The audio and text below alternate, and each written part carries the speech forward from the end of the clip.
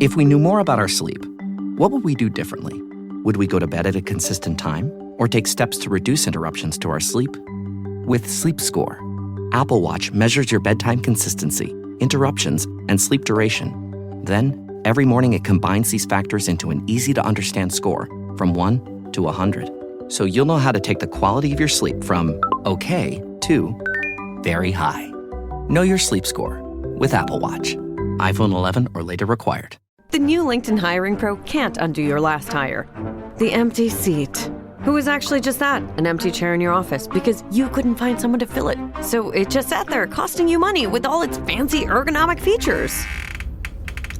But LinkedIn Hiring Pro can make it easy to fill that seat with the right candidate. With nearly 60% of businesses finding someone to interview in the first week alone. Hire right the first time with LinkedIn Hiring Pro. Post a free job today at linkedin.com/quality. Live from New York. The show is wishing you a happy Memorial Day weekend. Thank you for joining us, and thank you to our military members across the country and world. Fantastic show we have planned for you. 3 hours. Back in studio, fresh from a record-breaking Indy 500. Couldn't have loved it more. Wait till you hear my full review. It has nothing to do with the question in the race, more just story time with me and my own experience. You were at the race. Yeah. I can't wait to hear about the experience. I would have told you all about it if you came down to the third floor, just kind of socialize a little bit. Well, I got to get ready for the show. Yeah, speaking of the race. Yes. I hate to do this on the air, but if either one of you guys could loan me a little money. How much money did you lose? You know, I believe Jamie Little. You were just anything he heard. Whoever was the last one on the set, he's betting. We had all the best drivers on. Yep. Plus Jamie Little said Ferrucci and Daly. That's 10. I have 10 drivers covered. You know what we didn't have on? The winner. You know what we didn't have on? The second place guy. First things first. Ferrucci was 8th. That was yeah, that's impressive. great. Believe it or not, Brew, I didn't place a lot of finished top 8. Pato, I was pulling for Pato. I realized I was a Pato guy. I threw a few shots on Pato. He's third. That did nothing. Newgarden crashes below 7th. He stays long in that story top 5. short, Gift's not coming this year. Instead of Little Bridge loan. Gifts? Little Bridge loan. I usually give good gifts, but I don't think I'm fighting insolvency. We're in May. Today, Spurs even it up. Has Brew's belief been shaken or restored? Meanwhile, the Knicks cruise. What do we make of this record-setting streak that New York is on? And finally, an all-time Indy 500. You get to hear my full review, including some of my food choices, general vibe, my favorite flyovers. It was just, the whole thing was just wonderful. Yeah, I bet it was fantastic. It was just great. I think I'm going to do it next year. We should all, hey Hobbs, we're going to have to shoot the show. Next year we got to do Monday show from Indy. Yes. That's the way to do it. Then we stay. Yeah. That's the way to do it. It was excellent. Yeah. Unfortunately, some bad news. We will have Rosenqvist on the show tomorrow, and Nick will do that disgusting milk drink. No, I won't. He's going to do. No, that's a Pillow exclusive. Oh, okay. Well, we're starting in San Antonio. Wemby had 33. Thunder took 33 threes. They only made 6. Spurs hold the Thunder to 82 points to even the series. Here was De'Aaron Fox with NBC's postgame crew. Does Pop come in that locker room say he needs some nastiness out of y'all? Some nasty? Yeah, you play here. You play here. We lost game 3. And I think that was Pop's been around like throughout the course of the season, but that was the first time he walked into the locker room and was like, nah, that's BS. That's not how we play basketball. And obviously he has some choice words for it, but that was the first time all season that he came into the locker room right after a game and told us how he felt. I like that. Brew, more or less confident in the Spurs after this weekend? That's an interesting question. Because as you guys know, I think Nick definitely knows, I was expecting it to be 3-1 right now. Yes. Spurs. All right. So I still definitely feel like the Spurs are the better team. It wasn't like a huge margin between the two, but I felt like they were better. But that OKC has shown me something. And obviously I knew they were champions. They were great. But the gap is closer than I thought.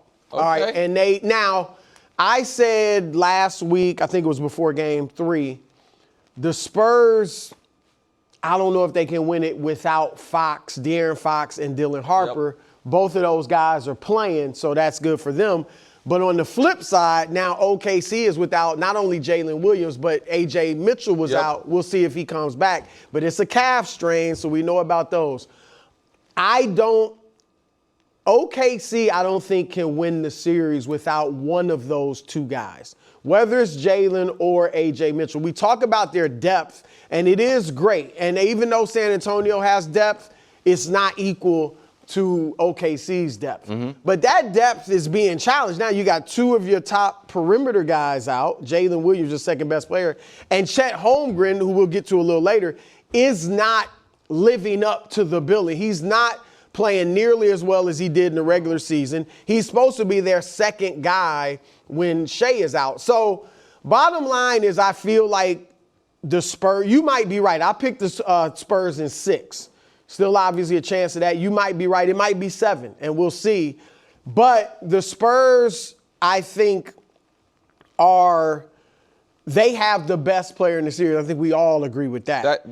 Right now, that is undeniable. Yeah, and it's weird to say question. since the 2-time MVP's on the other team, but he is the best player and the most impactful player. Yes, that absolutely. is undeniable. Go ahead. And not only is he the best player, but he's playing like the best Correct. player. Look at this graphic. These are Wemby and Shea's stats compared for the series compared to what they did in the regular season. You see Shea's points are down like 8. His field goal percentage is way down. He was 55%. That's what everybody was shouting about. That's way down. 3-point percentage way down. Assists are up, good for him because they're loading up on him. But Wemby's up everywhere. Blocks, he's only at 3.0. He was at 3.1 for the regular season. He's up everywhere. And so the younger guy, the younger, more inexperienced guy, at least thus far, has been better.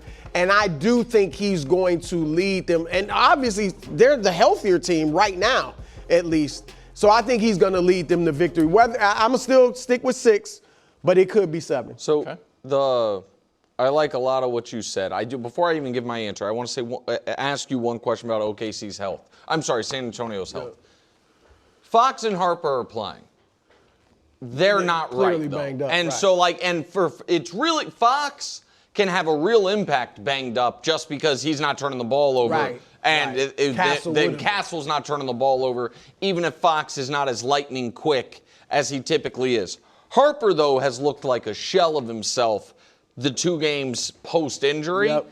So it's good to have him out there, but I do wonder how likely it is he gets back to what we saw. Game 1, it was like, oh my God. Right. Dylan Harper, is he going to be the 3rd best player in this series? Is he going to go Wemby, Shea, Harper? Since he got hurt, that hasn't been the case, which would concern me a little bit. No, we probably won't see that Harper for this series.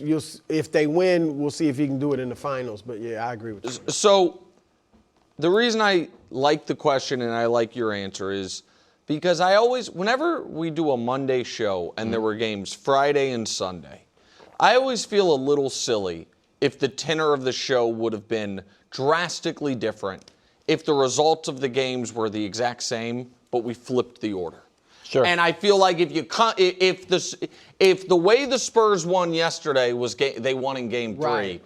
and the way the Thunder won in Game 3 was last night, where they spot the Spurs 15-0 to start the game and then outscore them 123-93 the rest of the way, I think that there's a lot of sky is falling OKC going on today that I don't think is accurate. I said on Friday, I think Thursday or Friday, that this series is going to be tied every chance it can be tied. And I think it is leaning heavily that way. With that said, while I picked OKC, even though I'm rooting for San Antonio, what they did against Shea in Game 4 is an interesting wrinkle, particularly as long as OKC is as banged up as they are. Not doubling him, daring Shea to beat them, not leaving guys wide open, and knowing Shea's, there's a little kind of perimeter about 15 feet around the basket where he's not going to be able to go anyway because of Wemby, so it's less risky to guard him one-on-one. That plus no J-Dub and no A.J. Mitchell is going to make it difficult for Oklahoma City. With that said, if I think it's going 7, and that to me is where the youth of San Antonio, I think, could hurt them, particularly the non-Wemby players. I'm not worried that the moment's going to be too big for Wemby. I do think Wemby could be a little worn down at that point by every other day for 2 weeks. Luckily he didn't have to play super high minutes that night. And I do wonder how much that crowd, could, affect some of the young San Antonio players. With all that said, and we are going to get into Chet later, but it's worth a moment here. None of it will matter if J-Dub is out and Chet can't play better. And Chet simply must play better. I think he has 45 points in the series. And he is, he's an impactful defender no matter what, but Wemby obviously is still averaging 30 a night on 52%. And that has been maybe the most disappointing turn of events of this series is Chet's lack of production. I'm going to have a new segment called Caveman Graphics. And I talked to Hubs about maybe getting some sort of cloth, just like with one sleeve, like Andre the Giant style, burlap sack. Yeah. Where I tried to break down the series in just the most caveman type terms. Yeah. First graphic. Wemby, I'm confident, and Bruce should be confident, if he scores more points. If he scores more than 26 points, they don't lose. If he scores less than 26 points, they're 3-5. There's game 3, he's just like, Wemby, get down there and start scoring the basketball. And then I have another graphic. Hey, where should the points come from? Way deep? Half court? No, right there in the paint. If he scores more than 10 points in the paint, undefeated. 10 or fewer in the paint, Brew, 2-5. That's the inaugural edition of Caveman Graphics. Well, look, I think in games 2 and 3, their physicality with Wemby bothered him. Yep. And we'll see if he saw. It looked like he clearly solved it in game 4. And that's the key. I thought the refs really let him play, both teams, but it seems like he's made some type of adjustment to them being so physical with him. So now he can get to where he wants. We weren't seeing lobs in game 3. No. And then in game 4, he got some lobs Even at the rim and just stuff. contested lobs. Just throw it up, man. I'll go get it. Right, he'll go get it. So I obviously he should be closer to the basket. And listen, as someone who picked the Thunder, I do want to say this, because this is the other piece of it. If they're going to win, the 2-time MVP needs to look like it. And it is interesting to me because I'm not trying to quote you from off the air, but I don't think you'll be upset. As soon as a team that not only did you pick, but you kind of have an emotional investment plays the Thunder, it really starts to be a little more glaring, like, my God, that guy's on the ground a lot. And it felt like it happened to me in the Lakers series, and it felt like it was happening to you early in this series where it's like, come on, man. And it was another game now where he didn't score 20. The efficiency, as you showed, has fallen off the cliff. And this is where, if he is going to be anywhere near the other guys who have his type of accolades, the all-time guards that we're talking about, guess what? It's a best of 3. Both teams are a little banged up. You have home court advantage. And the best player on the other team is 6 years younger than you and in his first playoff run. Like, this is a moment for Shea where he is supposed to, even if he's not better than Wemby, at least equal Wemby in impact over the next few games of basketball, which is what the fair expectation for a guy who just won MVP is. Yep. That's not an unfair standard, and he has not been bad in this series, but he has not been fine. I'm seizing the best player alive. I'm the 2-time MVP. Here's this graphic with me and Michael Jordan. Yeah, right. Let's stop. He's got to be better, but he has got to be better. I think your next 2 best perimeter guys are out, at least for now. And your second guy, Chet, isn't doing nothing. Yeah. So you have to step up and take care of Wemby. And it doesn't even mean you have to win the series. Like, there are scenarios where he could play great and they lose. Nobody's going to kill him if he loses to Wemby, as long as he plays. Right, but the way he played in Game 4 wasn't good enough. Go ahead. I was going to say, there are 2 losses. He wasn't good. Meanwhile, in Cleveland, the Knicks are literally, and I mean this literally, the hottest team of all time. They win by double digits again, 10 wins in a row. Haven't lost in a month. Nick, are you ready to believe the Knicks are the best team left? Best is subjective, but I think they're going to win the title. Okay. And I do think they have the best starting 5 left. I do think that. A lot more experience. More experience and healthier.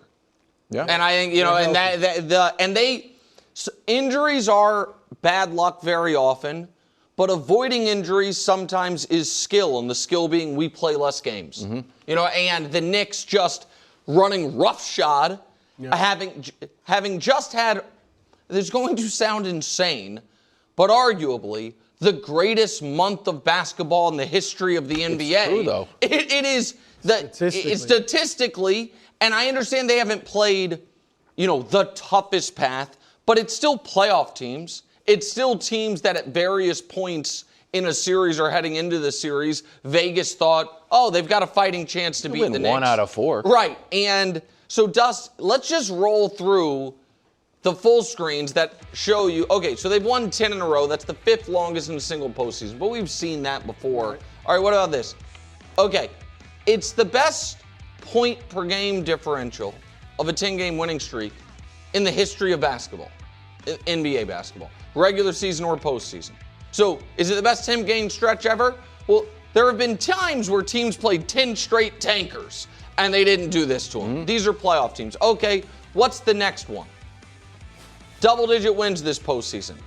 Already tied for the most before the finals, and that is up against a Heat team that has the 2nd longest win streak in the history of the league and arguably the most talented team this century, the KD Steph Warriors. And then there's this from Nate Duncan, which we keep updating. It is the best point differential of any team in playoff history for the following game samples, 3 through 13. It's all this year's Knicks in the history of basketball.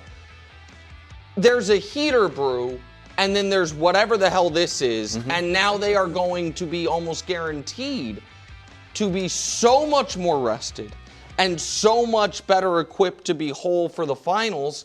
I just think they're going to win the championship. Well, look, correct me if I'm wrong. Yeah.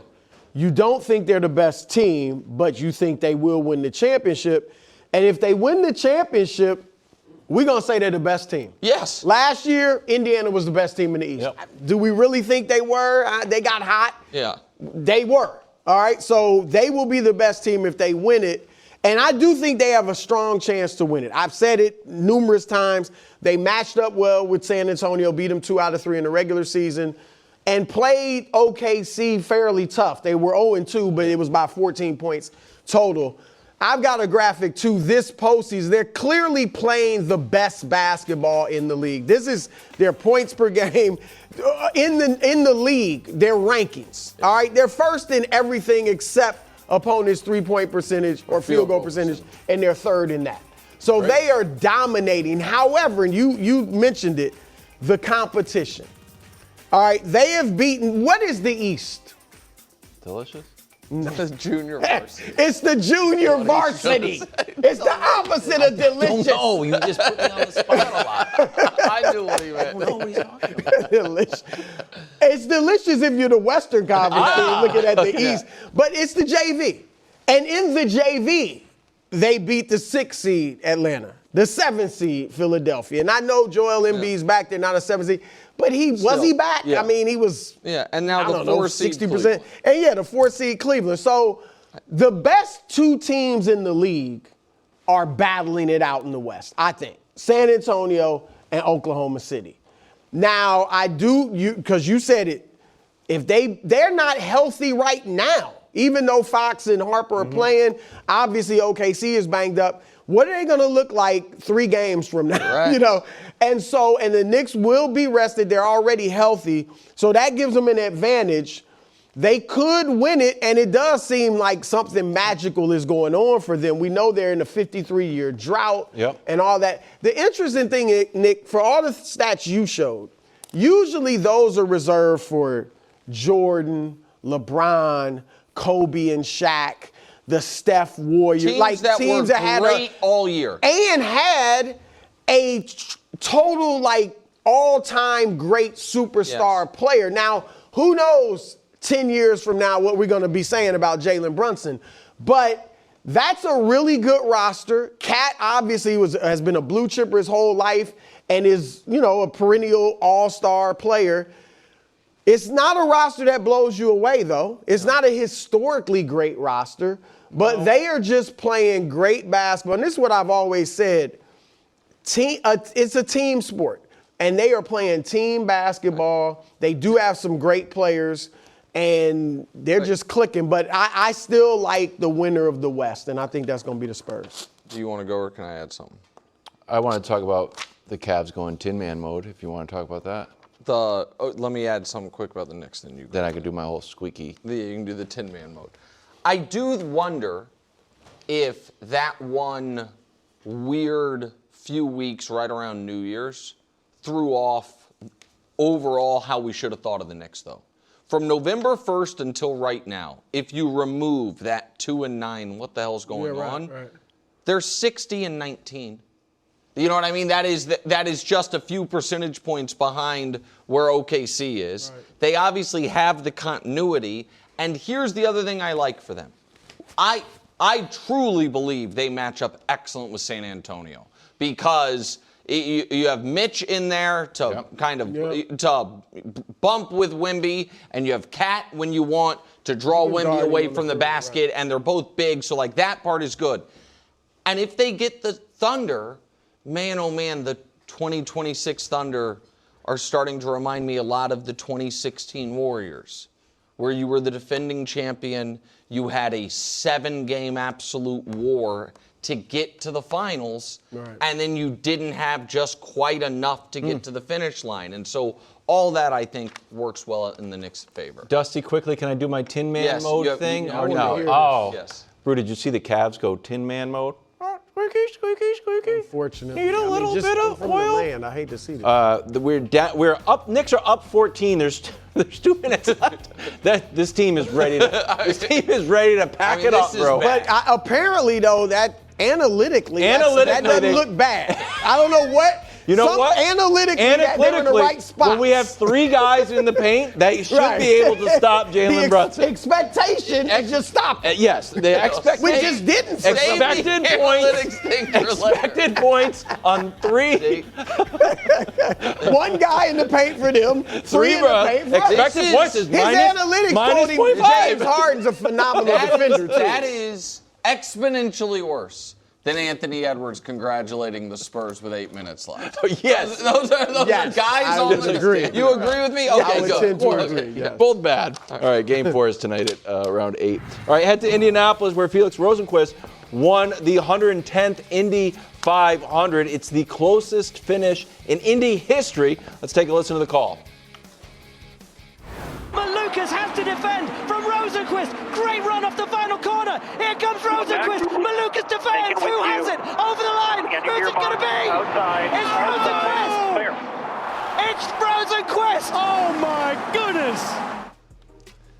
Here were the facts and figures. Closest finish ever, .02. Most lead changes ever. A lot of that was Scott Dixon and Pillow battling as teammates, but still. 5th time the leader lost on the last lap. How will you remember this Indy 500? Listen, we talked to a bunch of the drivers last week. Felix wasn't one of them. And so I didn't feel like we knew him the way we knew these other guys. But I did, despite that, feel sick for him when the red flag came out. And you saw his team owner, drop an F-bomb talking about how he basically was worried that because of a wreck in the back, he was going to have this taken from him. That he had, if people didn't watch the race, he and Pato both had, a unique strategy on, they were going to take one less pit, they were going to roll the dice with the gas. Pato was going to be able to get to the finish line but not have juice left. He was. And with 7 laps to go, the only thing that was going to stop him from winning was a wreck behind him. That happened, and then he ended up having to, fight it out at the end.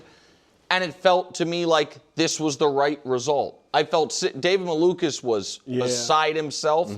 Understandable. But he's 24. Like, you feel like he'll have more opportunities. And Felix and his team rolled the dice on strategy, were correct in rolling the dice, and then almost had it, I don't want to say unjustly, but just unfairly. That's the way it goes. To where they weren't going to win it. So I was happy he came back to win it, and I thought it was a brilliant race. Yeah, for me, I'm just going to remember that finish. I mean, how much race was left when he passed it? Like, yards. Yeah. He didn't, we say it was on the straightaway. It was less than the straightaway. I mean, he, at the very end, obviously it was the closest finish ever, but just for him to, just in the nick of time, past Malukas was incredible. And so that is what I'll remember. You feel for Malukas, obviously. Pato O'Ward, the guy I've been backing. Top 5 finish. Again, he was 5th time in the last 6 years he's been in the top 5. At some point, I know it's probably eating him up that he's got to get over that hump. But just that finish was incredible. I agree with you that, he seemed like he was in control, so it's good that he ended up winning.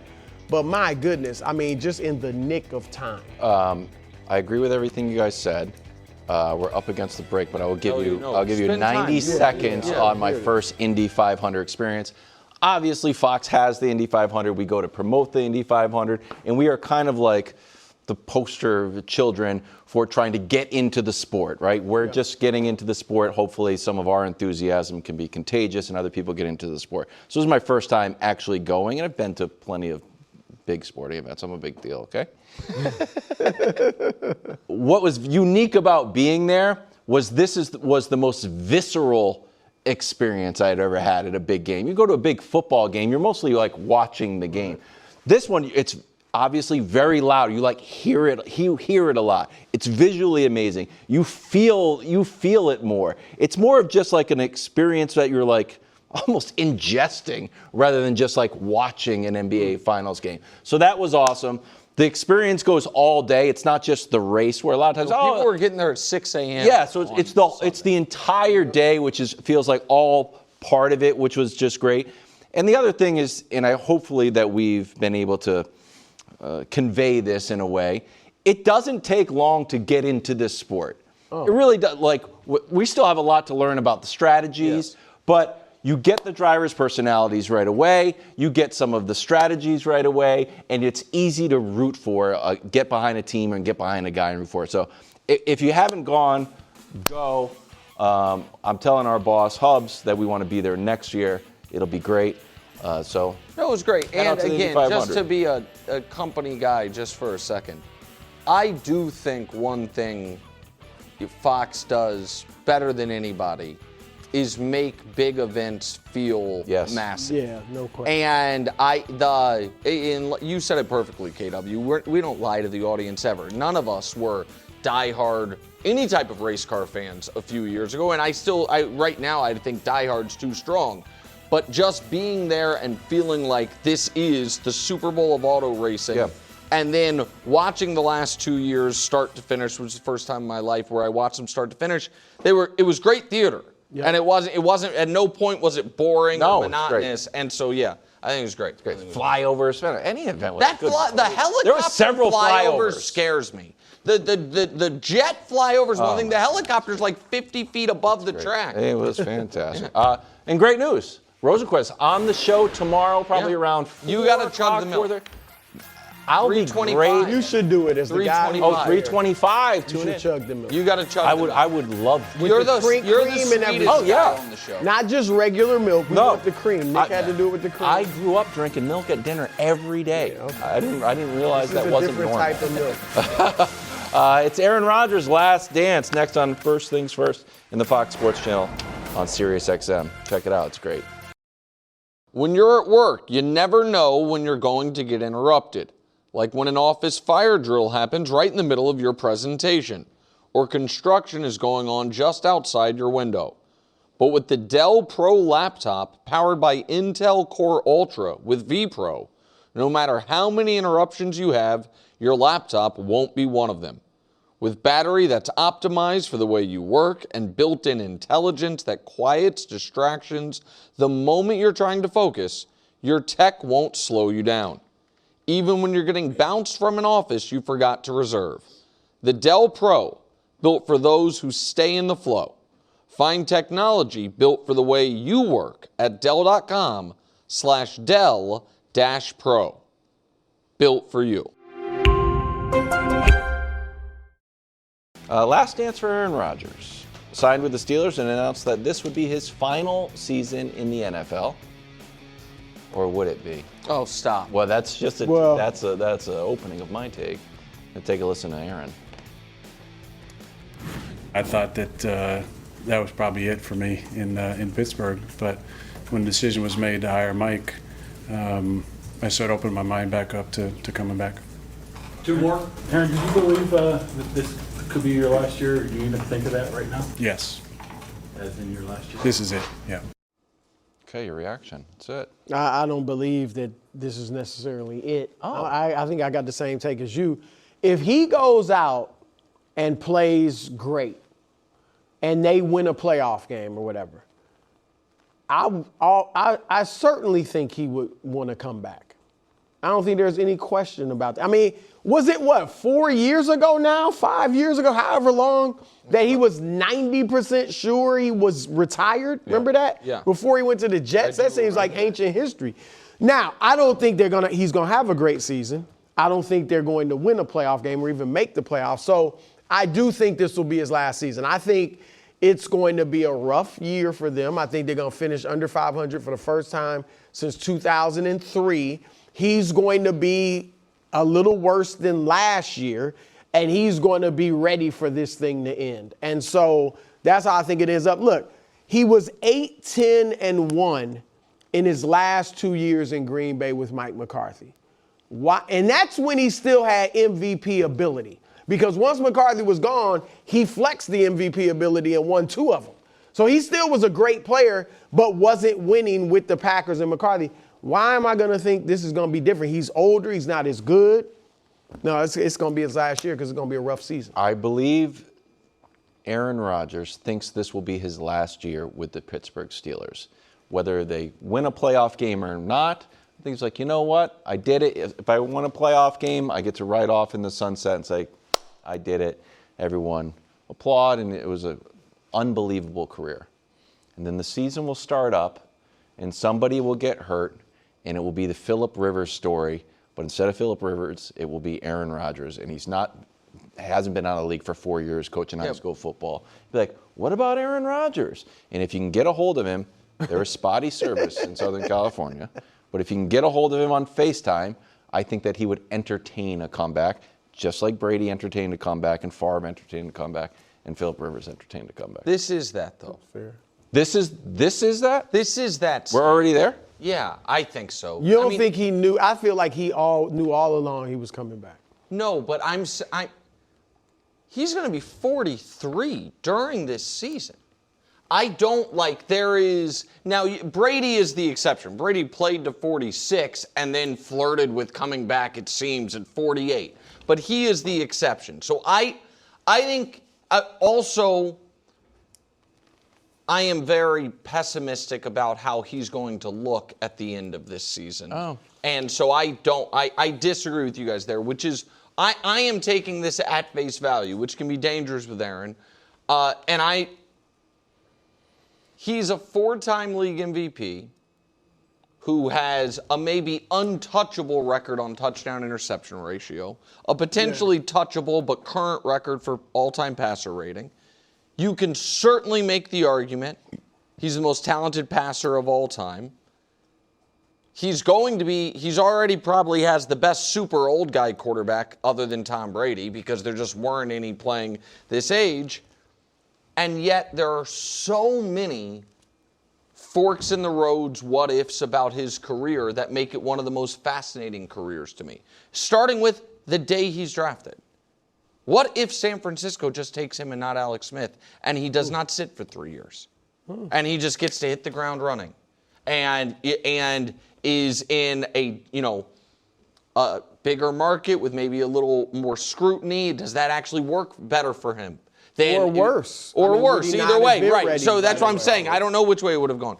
What if he didn't, so shortly after becoming the starter, win a Super Bowl and then go 15-1, win league MVP? Would what turned into some of his bad kind of what I would consider self-focused leadership habits, would those have been different? What if Green Bay just never drafted Jordan Love? And as Danny always talks about, just drafted T. Higgins and he'd stayed there. Obviously, what if he never tore his Achilles? All of those things there had to be a very specific set of circumstances for a player to be as brilliant for as long as Aaron was, yet play. He had 10 brilliant years, but is going to play 20. Or be in the league 20, if you will. Yeah. And the fact that if we're all correct that the Steelers are not going to be dominant this season, his last playoff win was against Jared Goff on the Rams. His last playoff touchdown was in a game against Tom Brady, Tom Brady's first year with the Bucs. So we're talking about being almost 6 years removed from any type of end-of-year glory, which is such a unique finish to a career for an all-time legend. Yeah. I think that's because he played so long. Yes, that's what I'm saying. At 37, he was technically old, you know Correct. what I mean? And he kept playing. No, that's a victim of continuing to play and then moving on. Just if I was the Aaron Rodgers, like if I was that guy that did the Aaron Rodgers impressions on Instagram, like, well, I did at 42. He's at 43 last year? No, he's 42 right now. I did at 42 go on a team and I won the division over Lamar Jackson and Joe Burrow, who were in their prime. I was the guy that came out on top. No, that's why I said he's already the best old guy quarterback not named Brady.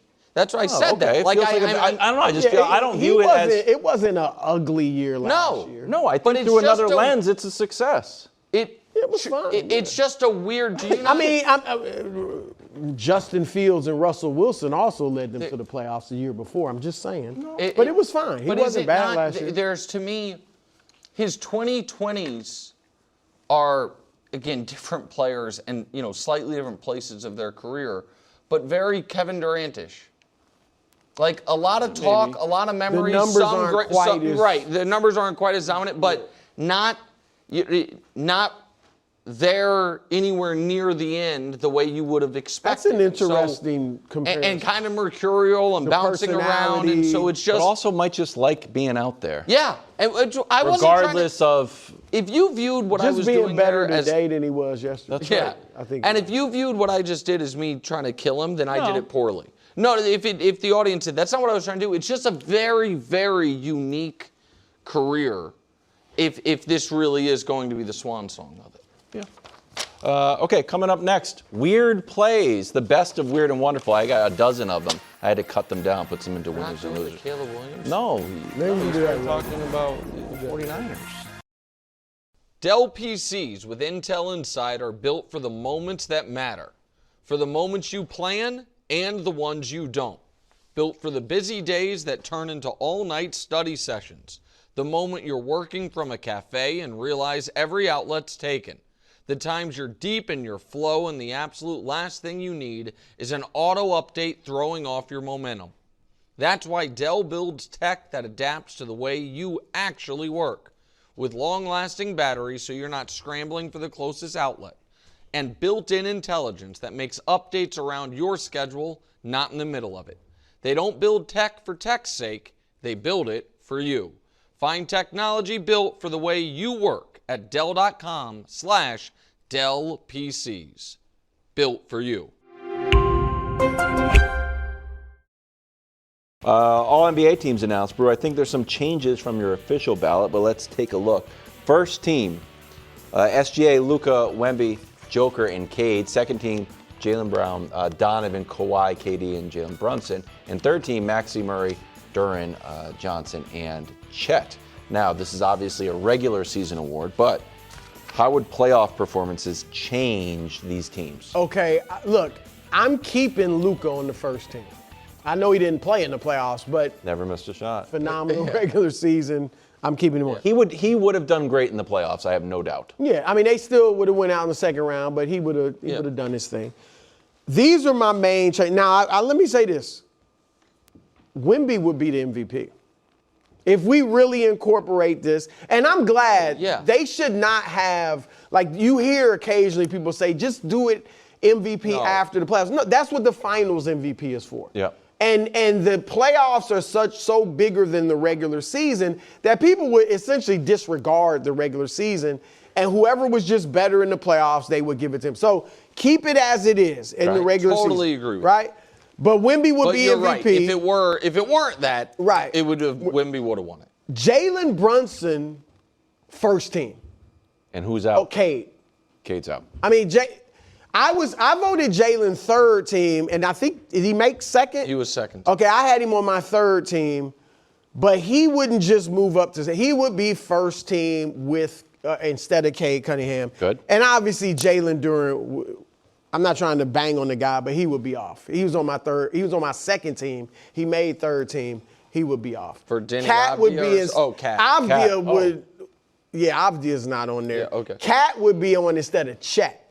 And I had Cat on instead of Chet on my third team, my ballot. Chet only got 87 points. Yeah. Yeah, it gets low after that third team. Yeah, SG had 500. So. Well, just so everybody understands how it works.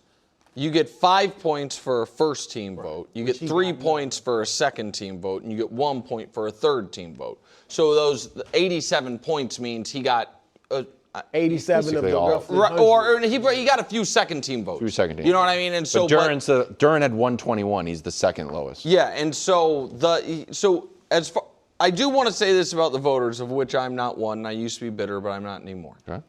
I think the voters did great. As far as it is a regular season award, I submitted my fake ballot. I sent it to Mike Bass at the NBA. They don't count it. Did you send it to him? No, I just do it on the pod. You texted it to him. If you want to use this. Super funny, just in case. Call it an alternate in case people don't come in. And the way I had it voted was the exact 15 guys that made the All-NBA teams. Oh, so and the only Yes, and the only difference was I had Duren second team and Kawhi third team. And so that would be the one flip-flop I had. Can we throw up, Dust, what the actual NBA was again? Because I agree with you on the Jalen Brunson thing. He's been obviously brilliant. I also struggle a bit with, we're saying, Jalen Duren is the obvious one. He gets dropped off. But Kawhi Leonard, who didn't even play in the playoffs, gets untouched by this. Right. Durant, who didn't bathe himself in glory this postseason, some of that obviously was injury. He gets, untouched by this. And so that part feels a little, I don't want to say unfair, and it's just thought exercise. So there's two things I want to discuss here. The first one is this.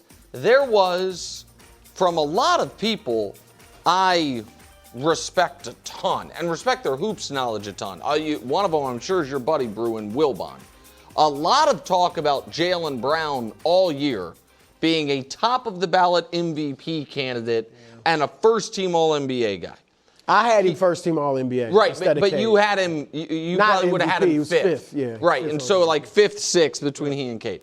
He obviously was the guy who got hurt the most by Luka and Cade being eligible. But I also don't, that's what I was going to ask you was, I think Jaylen Brown had an awesome year. I think he carried the Celtics for the majority of the year. And I don't think the Celtics fall off in the playoffs was, directly attributable. Right. It's not like he was terrible. But I think it's totally reasonable and fair that he was second team All-NBA this year. And I think the Wemby, Shea, Luka, and Joker were unquestionably first-team guys, and then it just became a him versus Cade argument, and they had similar arguments as far as overachieving and carrying a team. I agree with you. The thing that because I think on my ballot most of the second half of the season, I had Cade on there instead of Jalen. or ahead of Jalen. Yeah. The reason I ended up going with Jalen was because Cade missed the last 2-3 weeks, and they continued to play well. So that just missing those games, that voters do take, at least I do, games played into consideration. And so Jalen playing so many more games than Cade weighed into my voting. So, yeah, but I agree with you. It's not like a travesty. No. Cade was I think Cade is better than Jalen. And he obviously was just as good this year, so I'm not going to go crazy that he was first team. And then the other major discussion points, Chet, and we're going to do that in the next segment. Coming up next, the quote from Kenny Atkinson that you just won't believe. The quote heard around the world. It's just an unbelievable quote. It's setting back analytics. It is. To the Stone Age. Good. Good. All right, good. Zootopia 2 has come home to Disney+. Let's go! Get ready for a new case. We're gonna crack this case and prove we're the greatest partners of all time! New friends. You are Gary the Snake. And your last name? The Snake. Dream Team. Hit new habitats. Zootopia has a secret reptile population. You can watch the record-breaking phenomenon at home. You're clearly working at it. Zootopia 2, now available on Disney+, rated PG. Live from New York, the show is wishing you a happy Memorial Day. Second hour of First Things First. Al Harrington joins us today. Knicks are up 3-0, but Cavs coach Kenny Atkinson disagrees. When do you hear this? It's the quote of the year. He knows he's just digging himself a hole, and he can't help it. Meanwhile, do the Chiefs need to get Mahomes? Another wide receiver. Friend of the show, and this always hurts your feelings when he criticizes your team. Well, hold on, he wasn't criticizing the team. He said the best move and the worst move for every team. Yeah, but yours. So he wasn't complimenting or criticizing. Yeah, but yours is like wide receiver. Yeah. Yeah, that's a big deal. Okay. Yeah, I mean, if it was like a restaurant review. And what would it be? What's the analogy? Do it on the fly. What's the wide receiver of the restaurant? The steak isn't good. Yeah, like the food. Well, then that's the food. So the Patriots was like, oh, the lighting at the front desk. Like, that's it. No silverware. That's right. No silverware. No silverware. Yeah, you just got to sit there. Second hour first. Sorry, Al. Memorial Day. Thunder only scored 82 points. Not enough. Chet only had 10. SGA was asked, pretty basic question, hey, how do you get Chet more into the game, you know? Yeah. Basic question. We added this one up. Here's SGA's response. What are some things you think you can do to help get Chet a little bit more involved offensively? Yeah,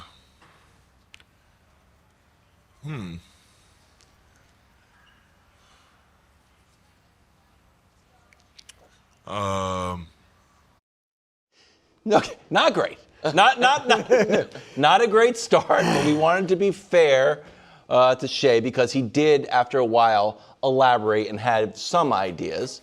Yeah, I thought his answer, once he answered, he gave good, solid ideas. But it did seem interesting that he couldn't just rattle off a few. Chet's an easy target to find. That's just basically he's tall and has a beard. Right.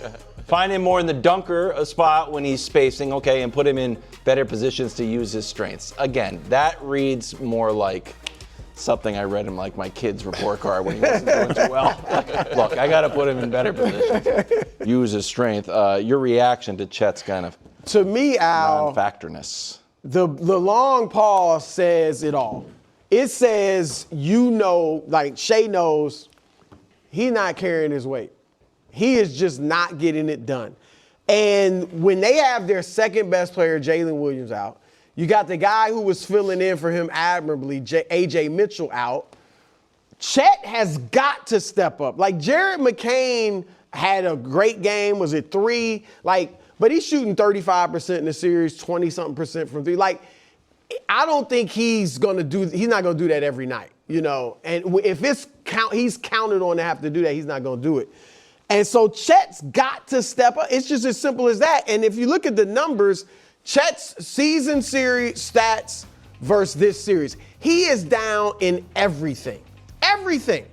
I mean, yes, SGA is not having an MVP series, but this is ridiculous. And when your second best player is doing that, it's going to be hard to win, especially against a good team like San Antonio. Now, I think for Chet, his entire life, anybody his size that he's played against, even close to his size, Chet's been the better ball handler, been the better shooter, been more athletic than. He's just been dominant. Now, not only is the guy his size, he's bigger, and he does everything better than you. He's intimidated, clearly. And I think even if they win this series and win the championship, Chet's going to have to do some soul searching this summer, this offseason. Just like, what is it about this guy that I just get outside of myself? Tall, and he's better than him. Well, but he ain't going anywhere. He's going to be there your entire career. And he dislikes me. Yep. And he don't like it. But you have to compete. Right. And so this offseason, he is going to really have to figure out what I can do. I'm not going to outplay Wemby, but I can at least be at my best too and shorten the gap between us. So, well, I'll start with SGA, right? You know, consummate professional, like great teammate. You know what I mean? You see how he take care of his guys when he wins the MVP, watches, golf bag. A ton of stuff. That was a lot. That was vacations. Like, I wish I was on the team. But when it comes to this, that pause to me was the same thing. It was just like, he was just like himself was trying to figure out, like, where is this guy? Where is he? I mean, he's the only guy in this series that can look Wemby eye to eye, per se. And, you know, historically in the past, when they did match up, it wasn't this bad. Usually he actually got out there and he competed, but he looks flat out scared. Yeah. And that's what's scary about this. Because, you know, at this level in the league, and especially when you're talking about in, you know, the conference finals for it all, to win a championship, and this is the output that you're giving your team, especially when you look at the fact that they're dealing with some injuries, they got two of their main guys out. This is the opportunity for him to step up and, you know, be a third team all NBA player. Right. And right now he's not doing that, and because he's not doing that, this series now is really a toss-up. Now, if I was him, you know, the old school guys will come in, he got to be super aggressive tomorrow night. He should take 15 shots. He should be aggressively looking for shots. And if I was him, I would go to coach and say, Coach, let me guard Wemby. Caruso should not be guarding him. He should be taking that challenge. When you've seen a guy that scared, you know, I don't know if you ever played with a teammate who you just saw was kind of intimidated by the opponent or just heard stories in other locker rooms. What do you say? What can you say to a guy like that? I think you got to go in there and try to push his buttons. And I think that's what that report about asking that question the way he did was hoping that, you know, the SGA said something that they could run with. And I think the SGA, maybe he should have said something, right? Just to, you know, you got to wake him up. Because if he does not wake up in this series, like I said, they might be going home. And I know, you know, we talked about it when I was here a couple months ago. I thought that the Spurs weren't, you know, they didn't have enough experience and all that. And I was wrong. I mean, these kids have like this bravado that I haven't seen in a very long time, and that they feel like when they look at anybody across from them, they feel like they're better. And that's 1 through 9. Yep. So that's why this series is going to be unbelievable these last 3 games. So I want to just give Chet credit for one thing before I kind of join the chorus here. Despite all of it, I know he's not guarding Wemby one-on-one, but his impact on the court defensively has been excellent this whole series. Yeah. Plus minus is obviously not everything. An individual game plus minus can be very misleading. But in a game they lost by 20 last night, he was the only starter and the only top half the rotation guy who actually had a positive plus minus. They won the Chet minutes by 2 points, and there's 26 minutes, which speaks to one of the reasons the Spurs only scored 103 was because of his defensive impact. So that is something where I think he is holding up his end. Right. But in every other area, he's not. And this is the number 2 pick of a draft who is about to, you know, next year, he already has signed it, but is about to start his max contract, who was All-NBA, as you mentioned, second for Defensive Player of the Year, which really meant the best amongst people who were fighting for second, because Wemby won it unanimously. Right. And this is a series, KW, that makes me pause about, okay, like, what is his ceiling? What is Chet Holmgren, is it that the Thunder are going to have multiple All-NBA guys as long as they're winning 65 games because it feels like if you have the best record in the league, Shea is going to be there and whoever's second best teammate is there as well. But I don't look personally, I think Jalen Williams is a really good player. He got the max contract too. I don't look at him as clear-cut one of the 20 best, much less 15 best players in the league, but he was all-NBA. I wonder if Chet's in a similar bucket, where he's a great defensive player whose offense is going to come and go with his, three-point shooting or what the matchup is, and that would be, and again, I'm not trying to kill the guy, that would be a disappointment. Yeah. Given I'm not how people like KW and others felt about him coming into the draft and what they thought. He's got the skill set, as you said, to be great. Great? Yeah, I actually think he could be great. 7'1", can shoot the ball, post up, great defender, mid-range, and great defender. Athletic. You can do it all. I wonder, Al, the value of catching a dunk on Wemby. There was a play, I bet you guys remember it, where he did like a pivot move and dunked basically like near LeBron. But it was like, it was a very emotional play and he got fired up. And then when we were at the airport, this was game 3.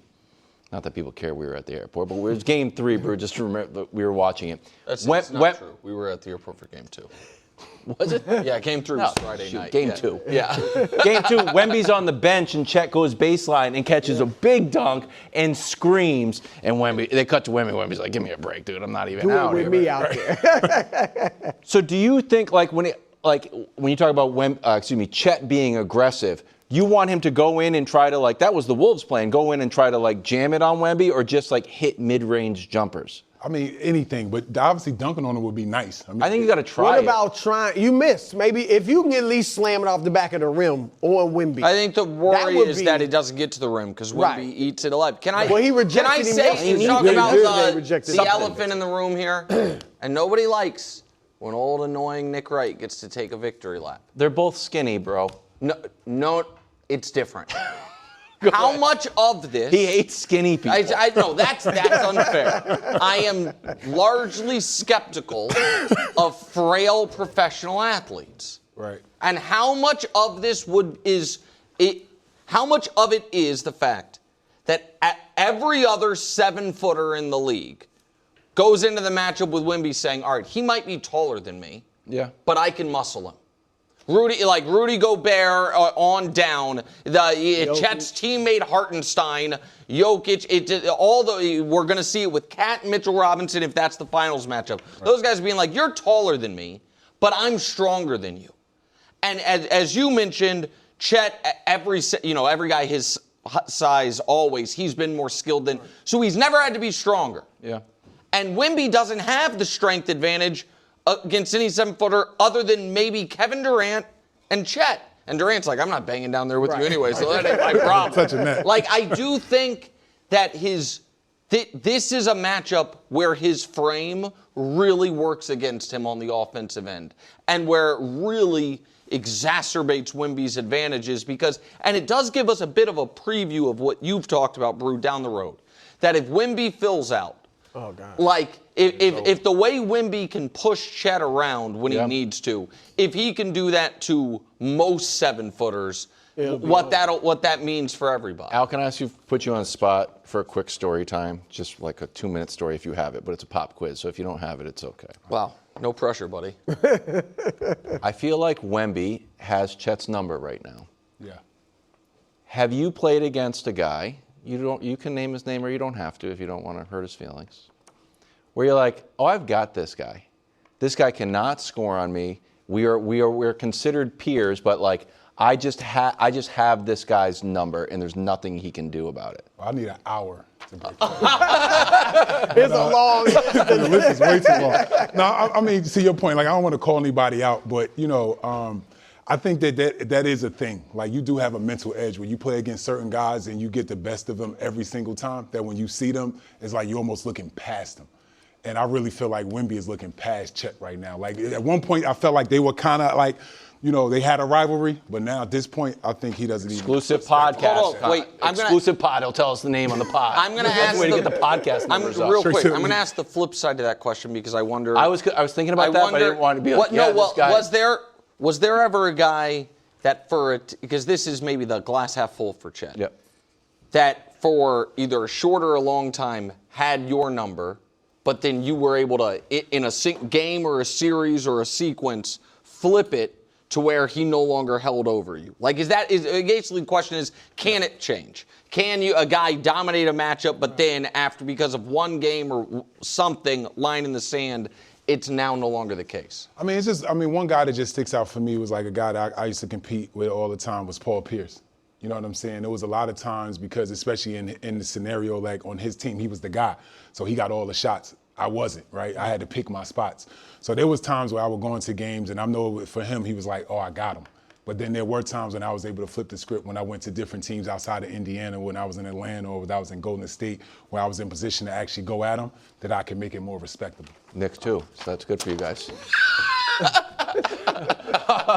It's time for a segment called, Man, what are you talking about? Knicks are up 3-0, but they shouldn't be, according to the data that Cavs coach Kenny Atkinson has. That's crazy. Here he is just digging a deeper hole for himself. Take a listen. I think analytically, I think we've won the I said 3 out of 3. We're 2 out of 3 in the expected. I don't know if you guys follow that. There's an expected score, and we won 2 out of the 3. And I know you're looking confused, but I'm not. There is really, if you believe in process and all that, like man up. So take that later. General public, no one wants it. Everyone's outcome based, and sure, I get that too. Bro, the Cavs might be up if you look at some of the numbers. Not might be, they are. Oh, they are. It's 2-1. Shot quality is 2-1. 2-1 Cavs. They're up 2-1. Is this series actually closer than it looks? Well, look, he's getting killed all over the place for that. One thing he said was correct, Al. He was absolutely 100% right. What's that? No one wants to hear that, all right? No one wants to hear that. What? Dan Gilbert don't want to hear that. I mean, and here's the thing. When he said everyone is outcome-based, and sure, I mean, I get that too. He said it like it's tomato. Right. No, like, worse than that. He said it like those people are not as evolved. Like not as smart, not evolved, wrong word, not as sophisticated. No, but like people that worry about, like they don't know the future. What's coming in the future is we would have won this series. Like, I mean, it is so ridiculous what he said. He does come off because he was saying what he's telling the players and stuff. He does come off. Now I don't know what he's like in the locker room, but like a coach that doesn't want to really be hard-nosed with his players. I mean, just. Even with Harden, saying the stuff like he's been one of our best defenders and all that. But the bottom line is they are not close. This is not a close series. We got some stats here that show, where the series is at. And, I mean, they're being outscored by 14. Everything the Knicks are winning. We need more advanced stuff. Every single more thing. Advanced stuff? Yeah. And what the analytics don't take into account. Wins on there. And this is why, because he's saying – we're getting great shots. Maybe they're getting better shots, and we're just not hitting.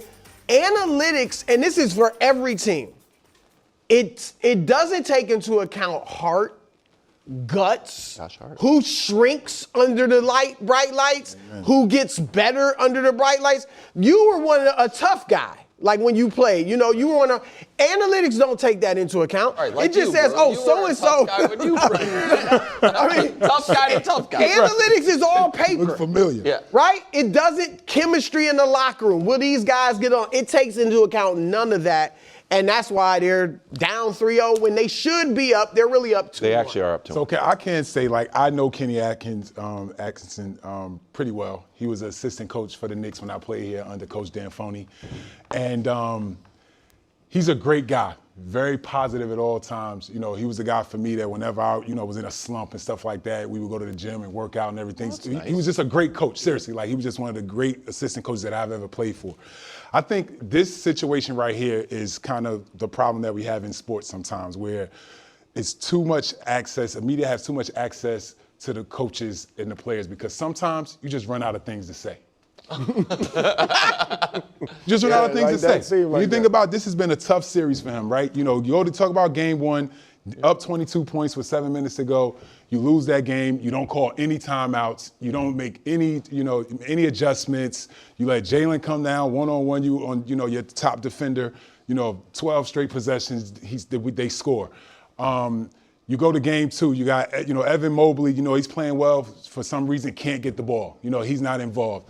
Then you get to game 3, and obviously, that was their best opportunity to win a game. And then you see what happened out there. So I think for him, being that I know that he's a positive guy, I think what he was trying to get at was more for his players to be like, guys, I know the reality is we suck, we getting our teeth knocked out, we can't even compete at this point.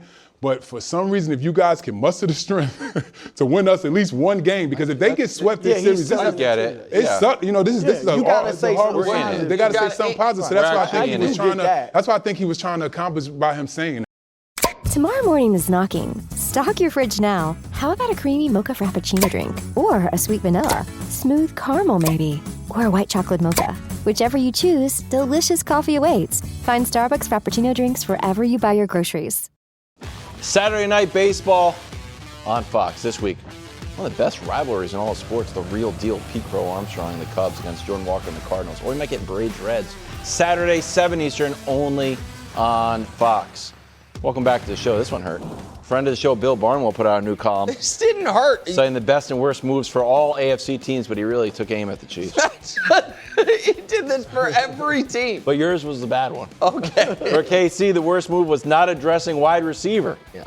Barnwell writing, you can understand why the Chiefs worked on their defense with most of their selections in this year's draft. But the offense still feels as if it's going to be dependent upon Mahomes' magic, which will be even more difficult as the QB returns from a torn ACL. I agree, Bill. Does Kansas City need to address wide receiver? A week ago, I was cautiously optimistic that they didn't. And then Rashee Rice decided to remind everybody that he is first team all-world, doesn't get it guy.